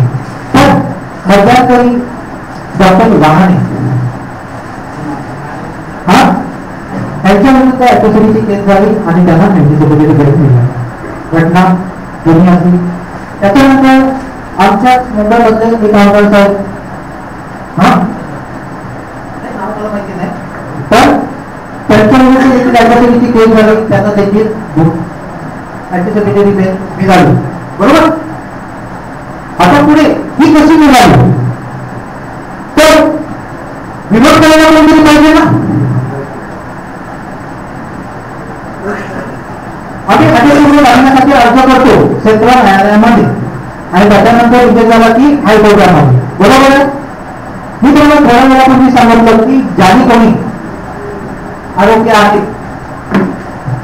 तो तिथेच देतो की हा माणूस आणि तुम्ही जाती जबाबदारी आहे की नाही मला माहिती नव्हतं, तर मला तो गुन्हा घडला आहे तो अनुसूचित जाती जमातीच्या कायद्याप्रमाणे म्हणजे मला राईट आहे की अँटिसिपेटरी बेल मिळावं, मला माहिती नव्हतं. हा पहिला डिफेन्स. दुसरा डिफेन्स, अनुसूचित जाती जमातीमध्ये तिथे दाखल करताना असं आतापर्यंत सर्क्युलर कोणतं पास झालेलं नाही की 438 प्रमाणे जर कायद्यात प्रोव्हिजन नाहीये तर ते दाखलच करून घेतलं नाही पाहिजे. ती लोक दाखल करून घेतात तिथे हे दाखल का करून घेतलं म्हणून त्या सरकारी अधिकाऱ्यांवरती आतापर्यंत कारवाई झालेली नाही. बरोबर. आणि ह्याच्या विरुद्ध आणखी एक महत्वाची गोष्ट की ही कारवाई झाली पाहिजे ना की बघा कायद्यामध्ये लिहिलेलं आहे तो स्पष्टपणे अधिकार लागू नाही आणि तुम्ही दाखल करून कसं घेतलं म्हणजे तुमचा निष्काळजीपणा होता, तुमचं लक्ष नव्हतं. कोर्टाच्या समोर आलं पण कोर्ट पण नाही आहे, कोर्टाला पण माहिती की असं असं आहे. त्याच्यानंतर एक जजमेंट पण आहे आमच्याकडे. त्या जजमेंट प्रमाणे सर्वोच्च न्यायालयाची आज मोरगाव सिरोबाई विरुद्ध स्टेट ऑफ तामिळनाडूची जजमेंट आहे, अटकपूर्व जामीन नाही. त्याच्यानंतर रामकृष्ण विरुद्ध स्टेट ऑफ MP 1995 ची जजमेंट आहे, त्याप्रमाणे अटकपूर्व जामिनाची प्रोव्हिजन नाही. एवढं असताना त्या लोकांना जामीन का मिळतो कारण आमची वकील त्या दिवशी गुन्हा दाखल केल्यानंतर आमच्या फिर्यादी आहे की त्यांच्या वतीने तिथे वकील जावं आणि त्या वकिलांनी सांगावं की बघा या गुन्ह्याचं स्वरूप असं आहे, ह्या गुन्ह्याच्या ऍक्टमध्ये अँटिसिपेटरी प्रोव्हिजनच नाही. त्याच्यानंतर तिथली लोक घाबरलेले तिथल्या हा आरोपी सुटला तर त्या लोकांना सुद्धा डिफेन्सला फोडण्याची शक्यता आहे. एवढंच नाही तर हा जो गुन्हा आहे या गुन्ह्यामध्ये अशी ही घटना राहील तो सरकारी वकील तुमचा देईल का तिथे देतो का. या लहान साहेब आहेत मोठे साहेब आहेत तर त्याच्यासाठी तुम्हाला जागरूक असलं पाहिजे.